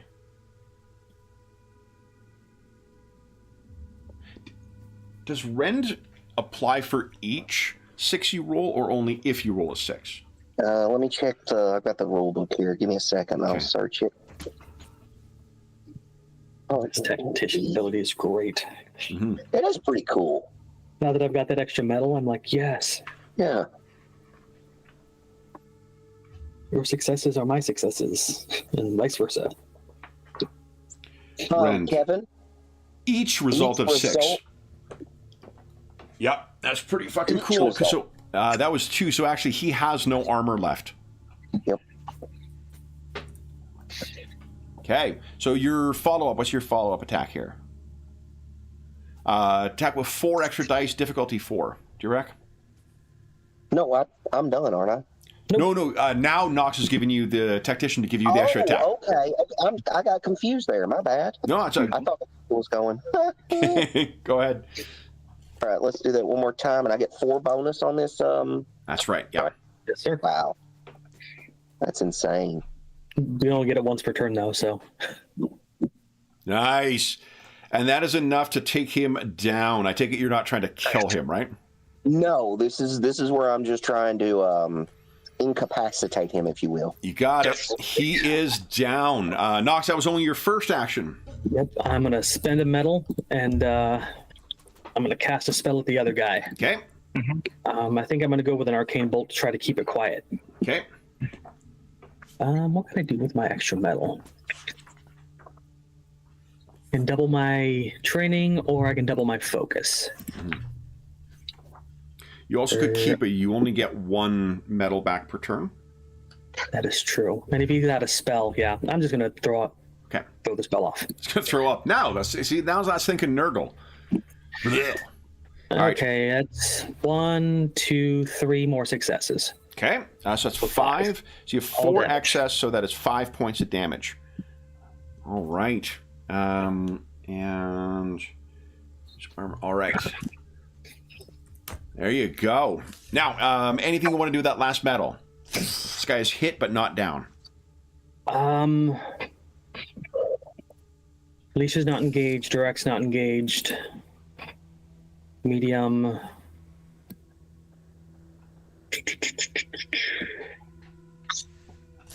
I feel like I could be a target here. So I'm going to cast on Yeah, I think I'm going to boost my armor. I'm going to cast etheric armor on myself. You got it. Okay, go right ahead. And then it'll be Alicia's turn. You, Alicia? Okay. She also feels like 4 successes. She also feels like Nox might become a target, so she's going to cast Shield of Faith on him. There is apparently no. Oh, sorry. Do I have to roll? Yeah. You see, your God, choose now within. On the defense, amazing. Yep. Okay. Yep. So there's no roll involved with that. And no metal spend. So that's one action. Okay. Her next action is going to be to. Now, when you spend metal, you could just take another action. Is that right? Absolutely. Yeah. And you still didn't use your move, and you can freely engage with the target in the same zone. Okay. And that is in the same zone? He's in the same zone. Yeah. That's right. Yeah. Okay. So she's also going to then do Celestial Strike, which is this. So first time you deal damage with this weapon, next minute, creature becomes stunned. So that's 2 actions. She's going to spend 1 metal to take another action. Well, if that's your second action, that's your first metal you're spending. Okay, true. Okay, so she'll... Right? Yep, okay, so she'll spend her second metal to then attack. You got it. Go right ahead. Okay, let me remove my metal. I'm trying to... Yeah, I think Shield of Faith, you have to use an action to cast, but it's a free action. Yeah. You turn to up it with metal. Okay. Yeah. Yep. All right, so now... Such a good ability. Yep, so now... Target DN is 4. For this guy, also 4. Yeah, that's correct. Okay. All right. Let's see if I can make it. That is 4 successes. Okay, so 6 points of damage. All right, this guy's a bit tougher. Yep. But she stuns it. Stuns it. Oh, right. And that does... Isn't it you can take a action or a move? I think so, and it cannot use metal if it has it. Yeah, either an action or a move cannot use... Okay, excellent. All right. I love the GM screen for this. It's really good. There's my, obligatory C7 GM plug, or GM screen plug for the session. All right. Then it is this guy's turn. Okay, so he... Oh...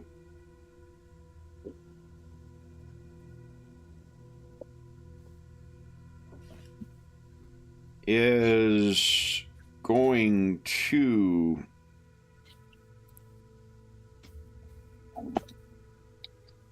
through the wound. Actually, I have some bad news. Each of you takes 3 points of damage when Alicia wounded this guy. And that is each time. So apply your armor each time, but you take 3 points of damage and then 3 points of damage. Is it minimum 1 or? Nox, not you. You're at medium range still. Yeah, you're not. It's only in the same zone. So it never gets it.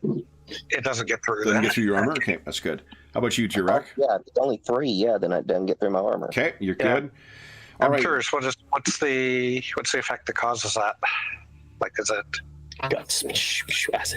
There is no effect that causes. No, I mean, but what's the mechanism that the 3 damage is? Every time you hit him, it sprays out putrescence over you.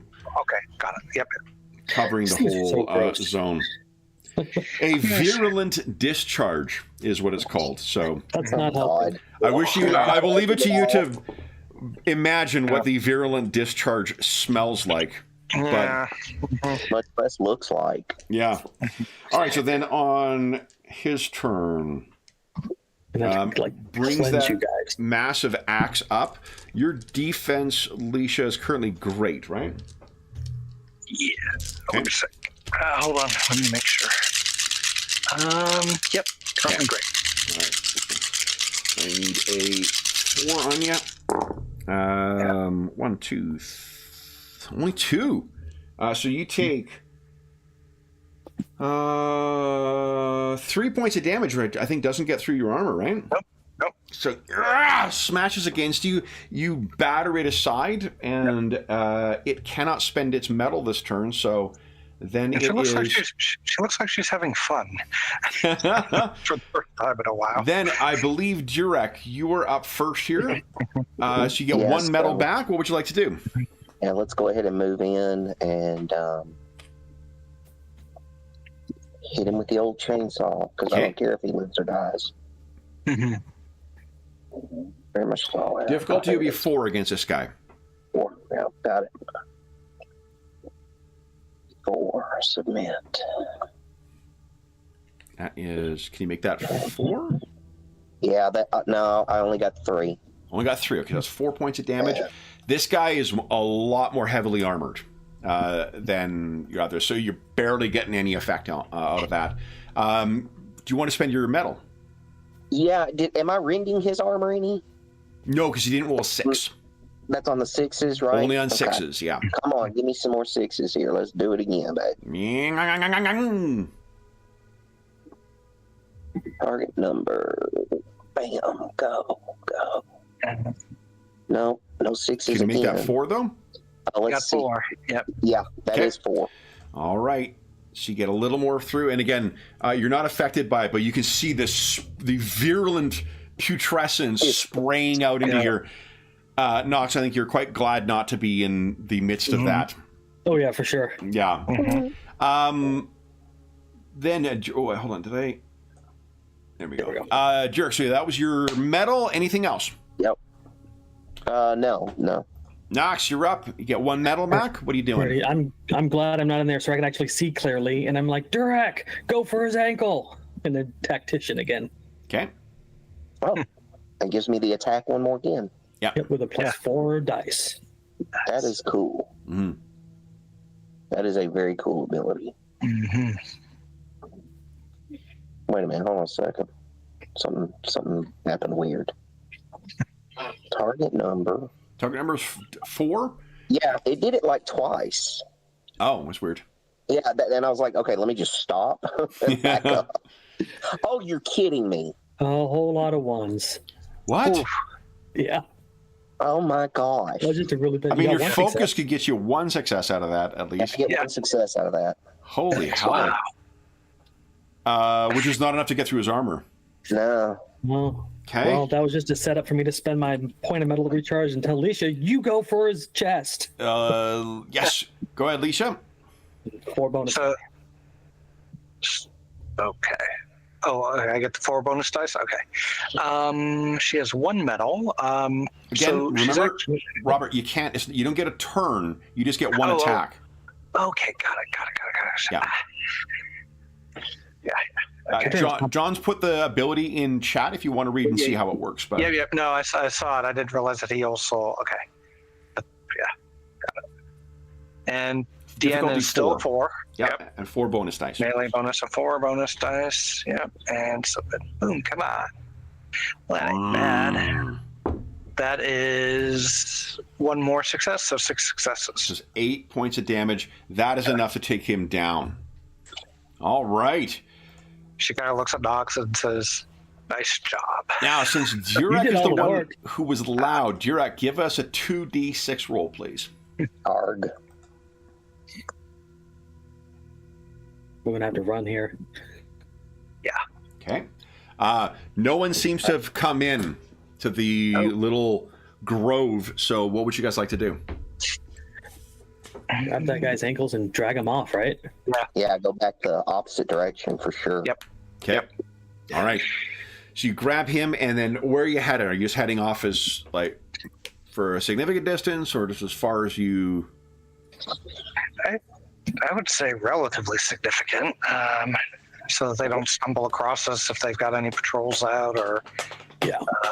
and if they start looking for them, they'll find us right away. 100 meters. Yeah, Is that far enough, don't you think? it's about the length of a football field. It's heavily forested. Yeah, that's Yeah. me. I'm thinking a football field in the wilderness should be sufficient. Yeah, and if one of us, maybe Alicia, offers to kind of stand in between the halfway in between, so you guys can interrogate him. Assuming you guys are also moving away from it. Remember, this army is still on the move. Yeah. So like the sooner you go away, if you're going to move like perpendicular to where, or even like if you move in any way that is otherwise running in the same direction as the army, you're putting more distance between you and them with every minute. Okay, Yeah. sure. So So it won't take long. All 100 right. meters away, and one of us should still be on watch, like kind of in that direction, just in case. You never I know. think Knox has got the best perception. Okay, I do. so maybe Knox goes there. Okay. All right. So Nox, you can fill up your medal as well too. We're outside of combat. That was a very successful ambush. Good job, guys. Nice job, guys. Yeah. Yeah. So what? It's funny because like I feel like the complexity of combat in this it's tuned so well because it moves along well, but it's not confusing. There's not a lot of stuff like there's not too many powers. You guys are fairly we're 13 sessions in right now. Yeah. And so you guys got a fair bit of abilities on you, but it doesn't feel like you're overwhelmed by the number of options you have in combat. No. It's great. Yeah, really, really good. So, Leisha, I'm assuming you're carrying this fella because you're, a fucking Stormcast Eternal. So, Yeah. you toss this guy in the ground, and you can still see like there's a little maggot that crawls through his cheek. And I only get to do Nurgle stuff once every 2 weeks, so I'm going to use as much of it as I can. I checked into the meta skill. It says the gifts of Grandfather Nurgle require arcane intervention. So They do. Yeah. Yep.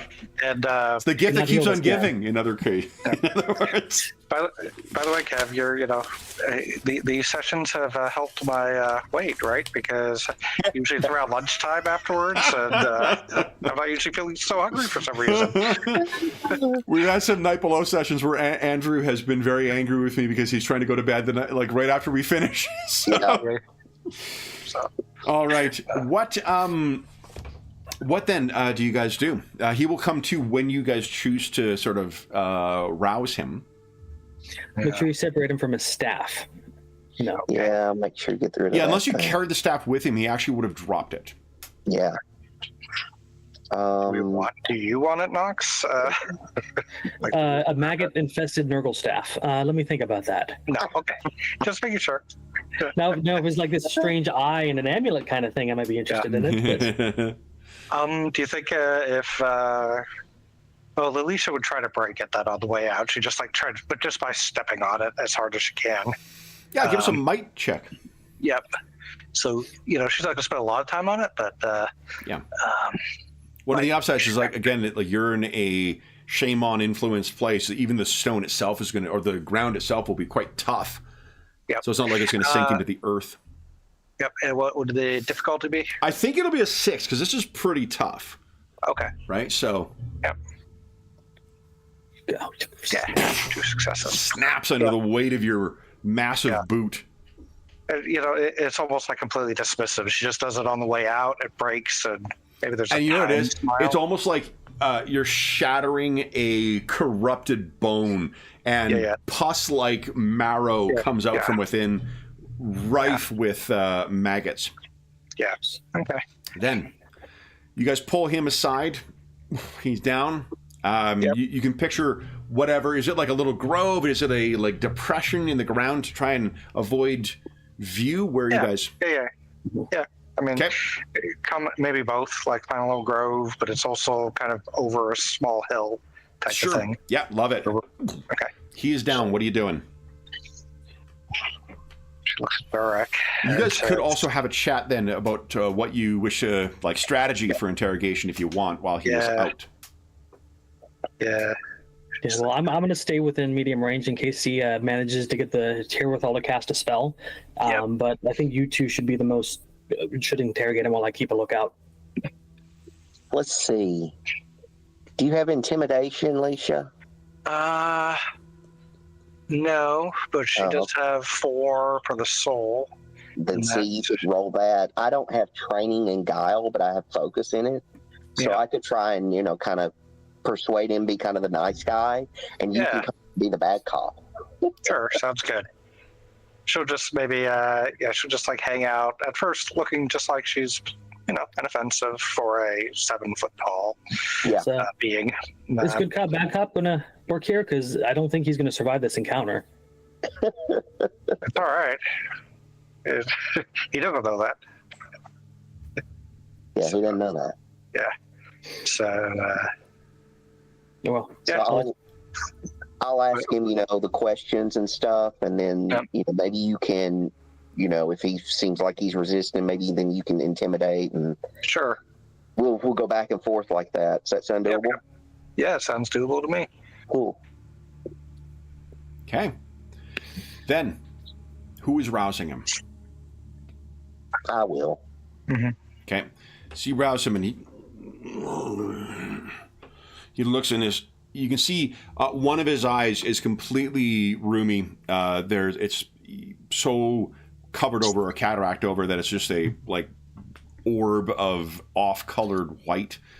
And the other eye, though, is bloodshot and almost entirely black. As he, or the pupil at least is. There's no iris in it whatsoever. And he looks up at you and looks over at Leisha.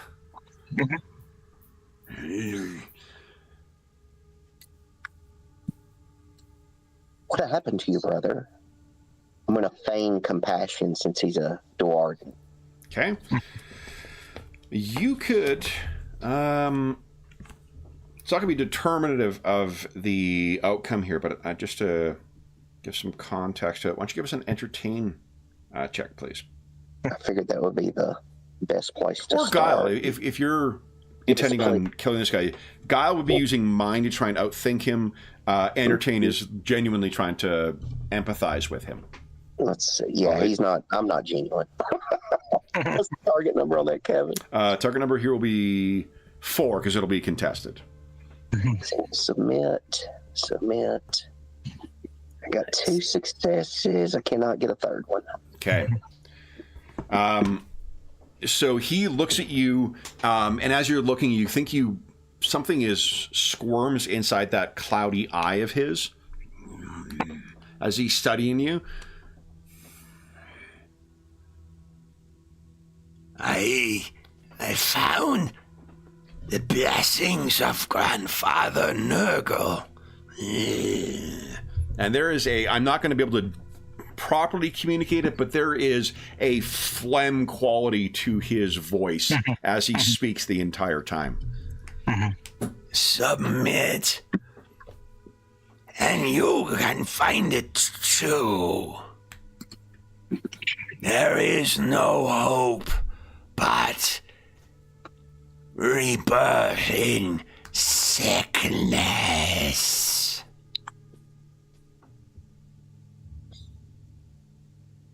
Okay, Alicia, your turn. Scare the bejesus out of him. Yeah. She strides over. Of course, she's got her mask on. I know what you are. She's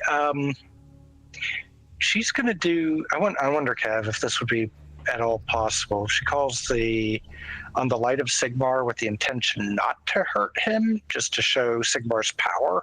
Sure. Okay, so it would normally be a DN 5-1, but it's Yeah, you're not going to need to make a roll for that. So, okay. Yeah, she's going to do that as part of the intimidation, and she's lightning kind of crashes down on you. It follows out. Nurgle's light. Nurgle's time is over. He doesn't know it yet, but it is, and your time will be over unless you tell us where this army is going. Sure, give us. She raises her longsword. Okay. So I'm going to give you an advantage on this, which will drop the difficulty to a 3. So give us an intimidate check at 3, please. Yep. And no focus, so 2 successes.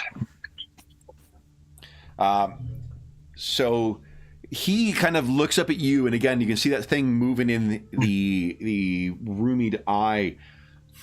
Why do you care, Thunderer? This is not your heavens. You were mistaken to come here.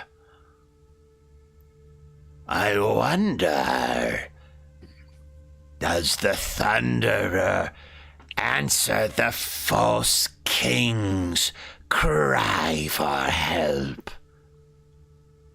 Is that who you serve?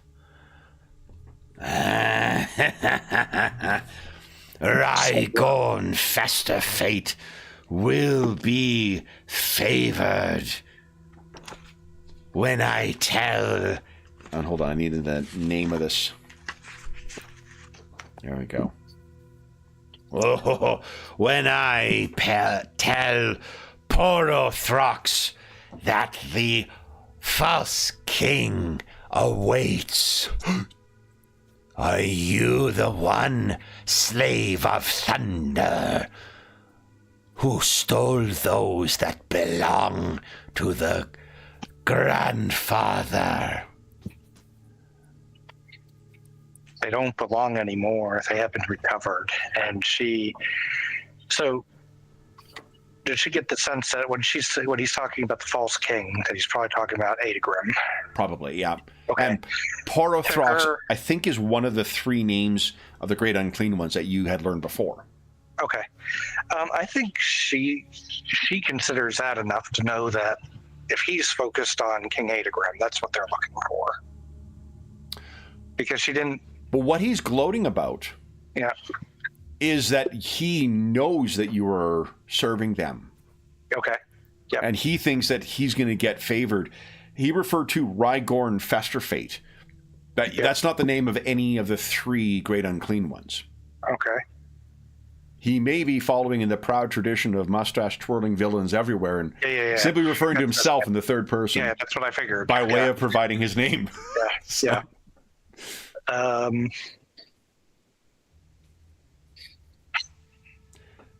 She glances back over at Durek. It's like, do we... Yeah.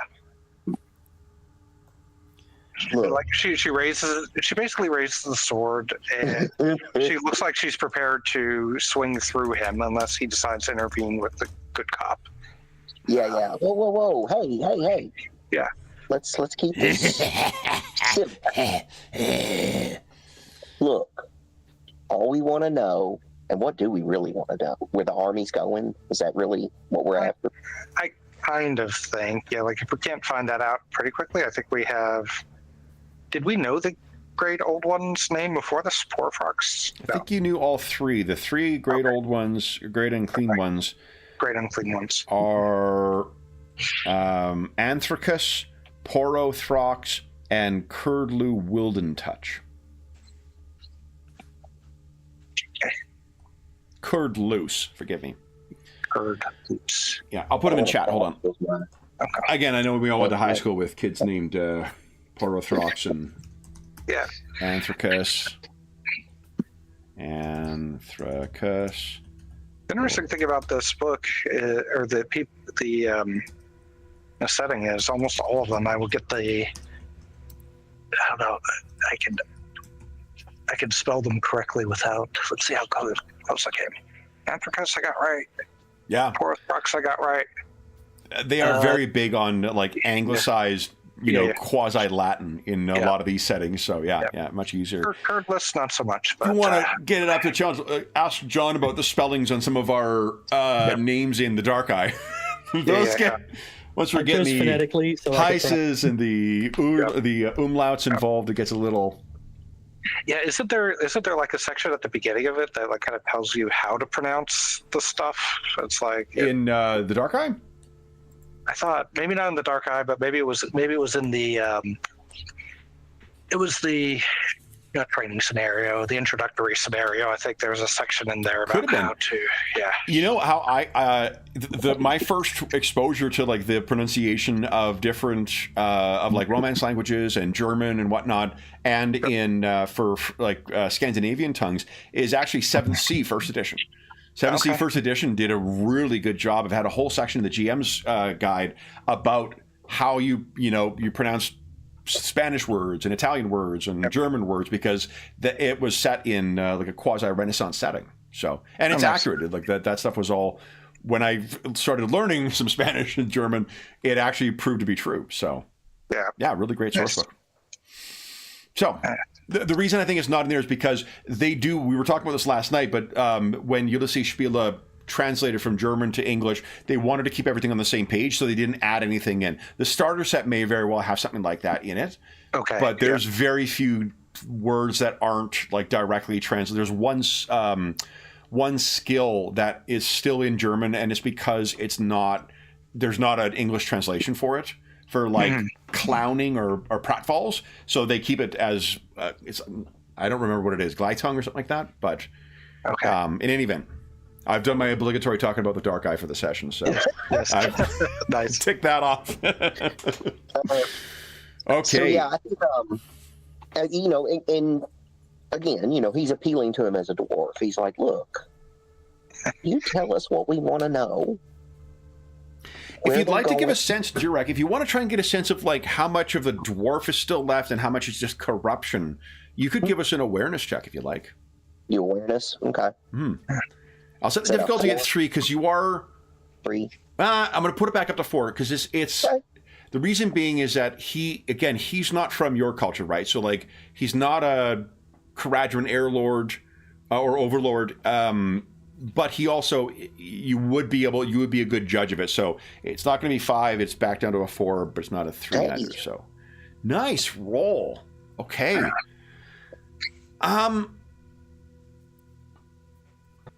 If you were to guess, this is an awful lot of bluster behind someone, and imagine that you're in his position and you can feel yourself,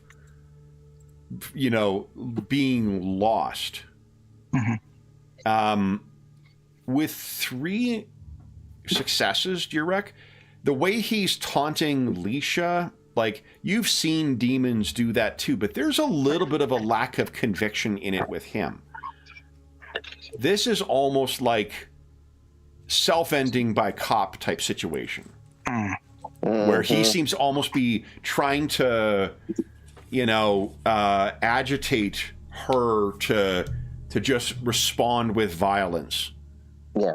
But you'd have to have the sense of like a Dewarden soul in order to pick that up. It's a reflection of how good your result was that you're picking that up. I think, Alicia, you're just seeing this guy as maybe what he first presented as, right? As just a absolutely lost, squirming worm, right? Yep.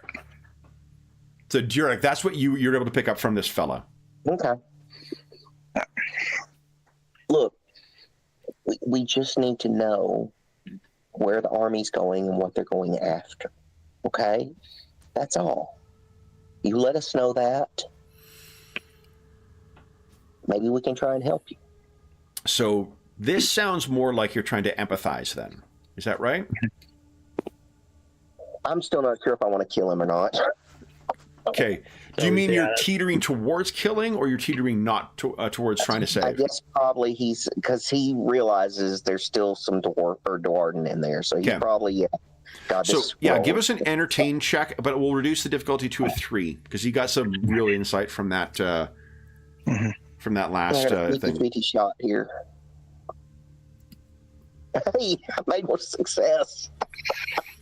Okay, I think what you're seeing is whatever is in his ruined eye is like, it's, when like you take a fish out of water, or when you put a salt on a leech or something like that, whatever's in there is really agitating.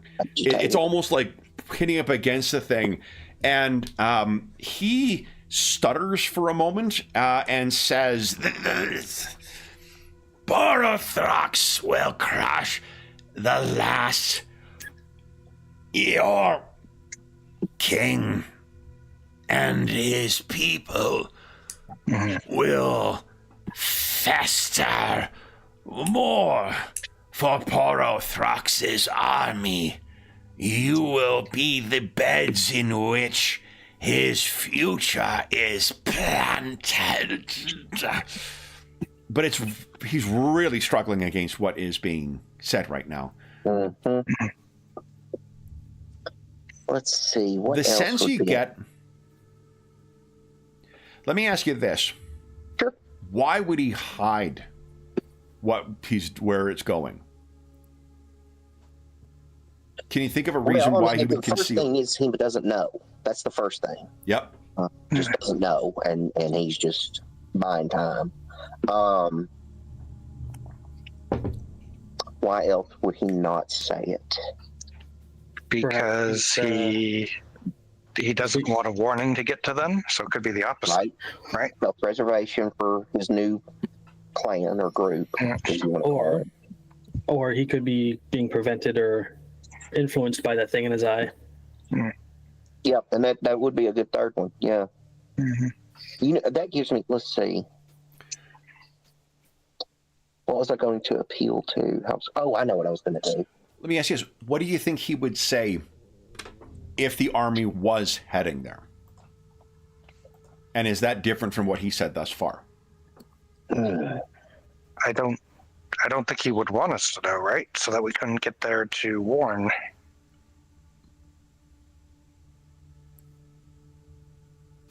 I mean, they're Dwarden, but they're not the same types. Yep. So he doesn't have any specific tie to them beyond just.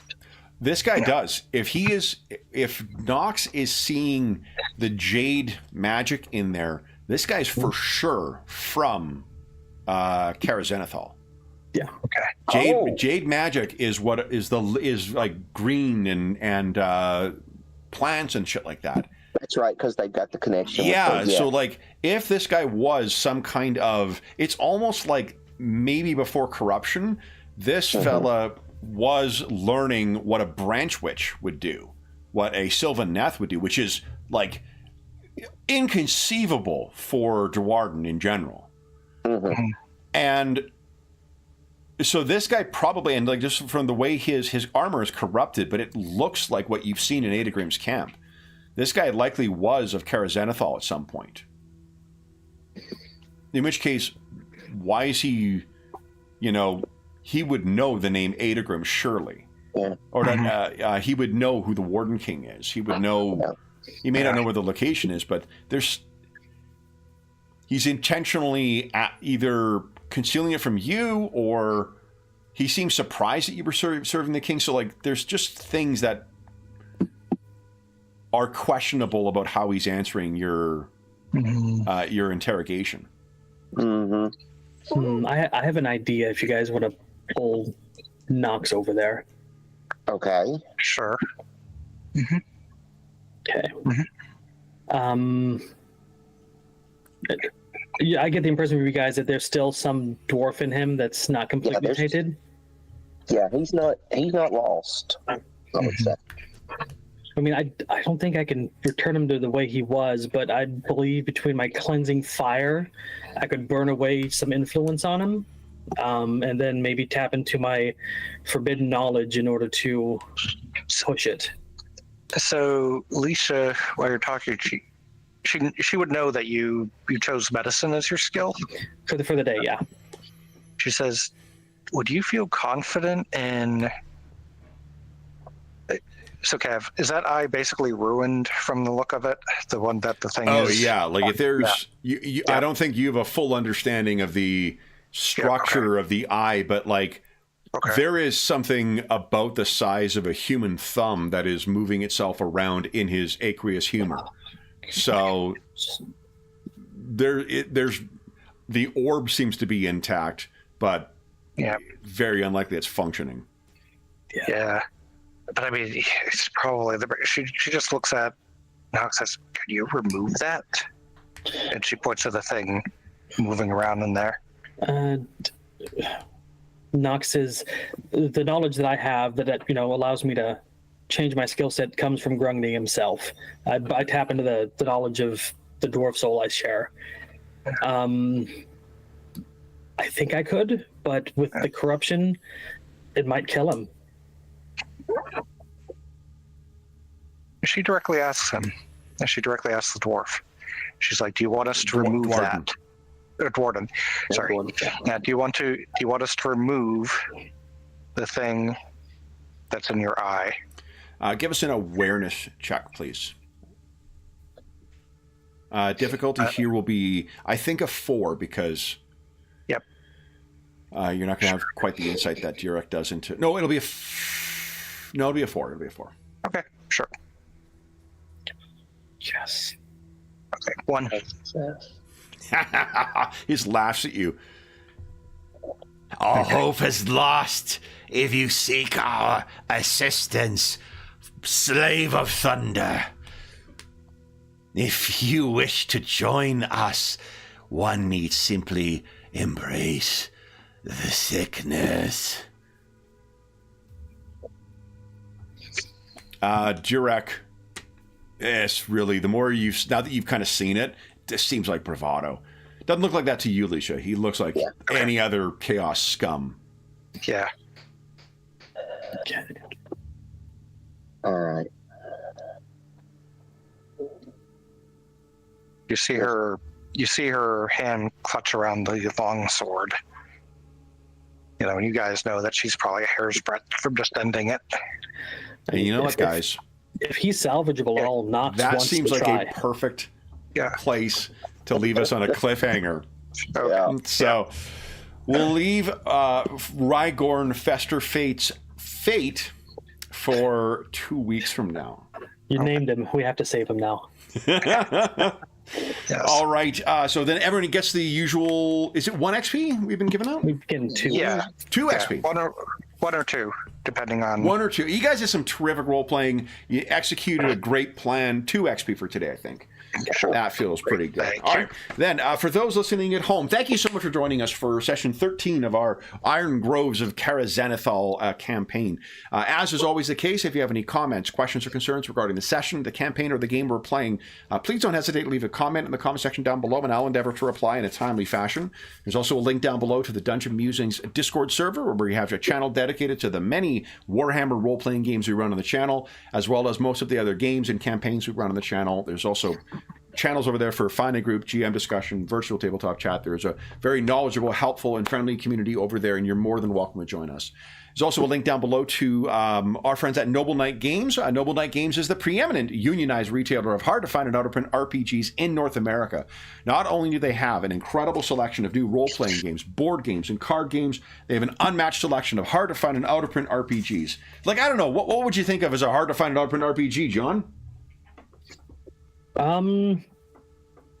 Dark Eye? Yeah, like the Dark Eye role-playing game published by Ulysses Spila. What an excellent suggestion.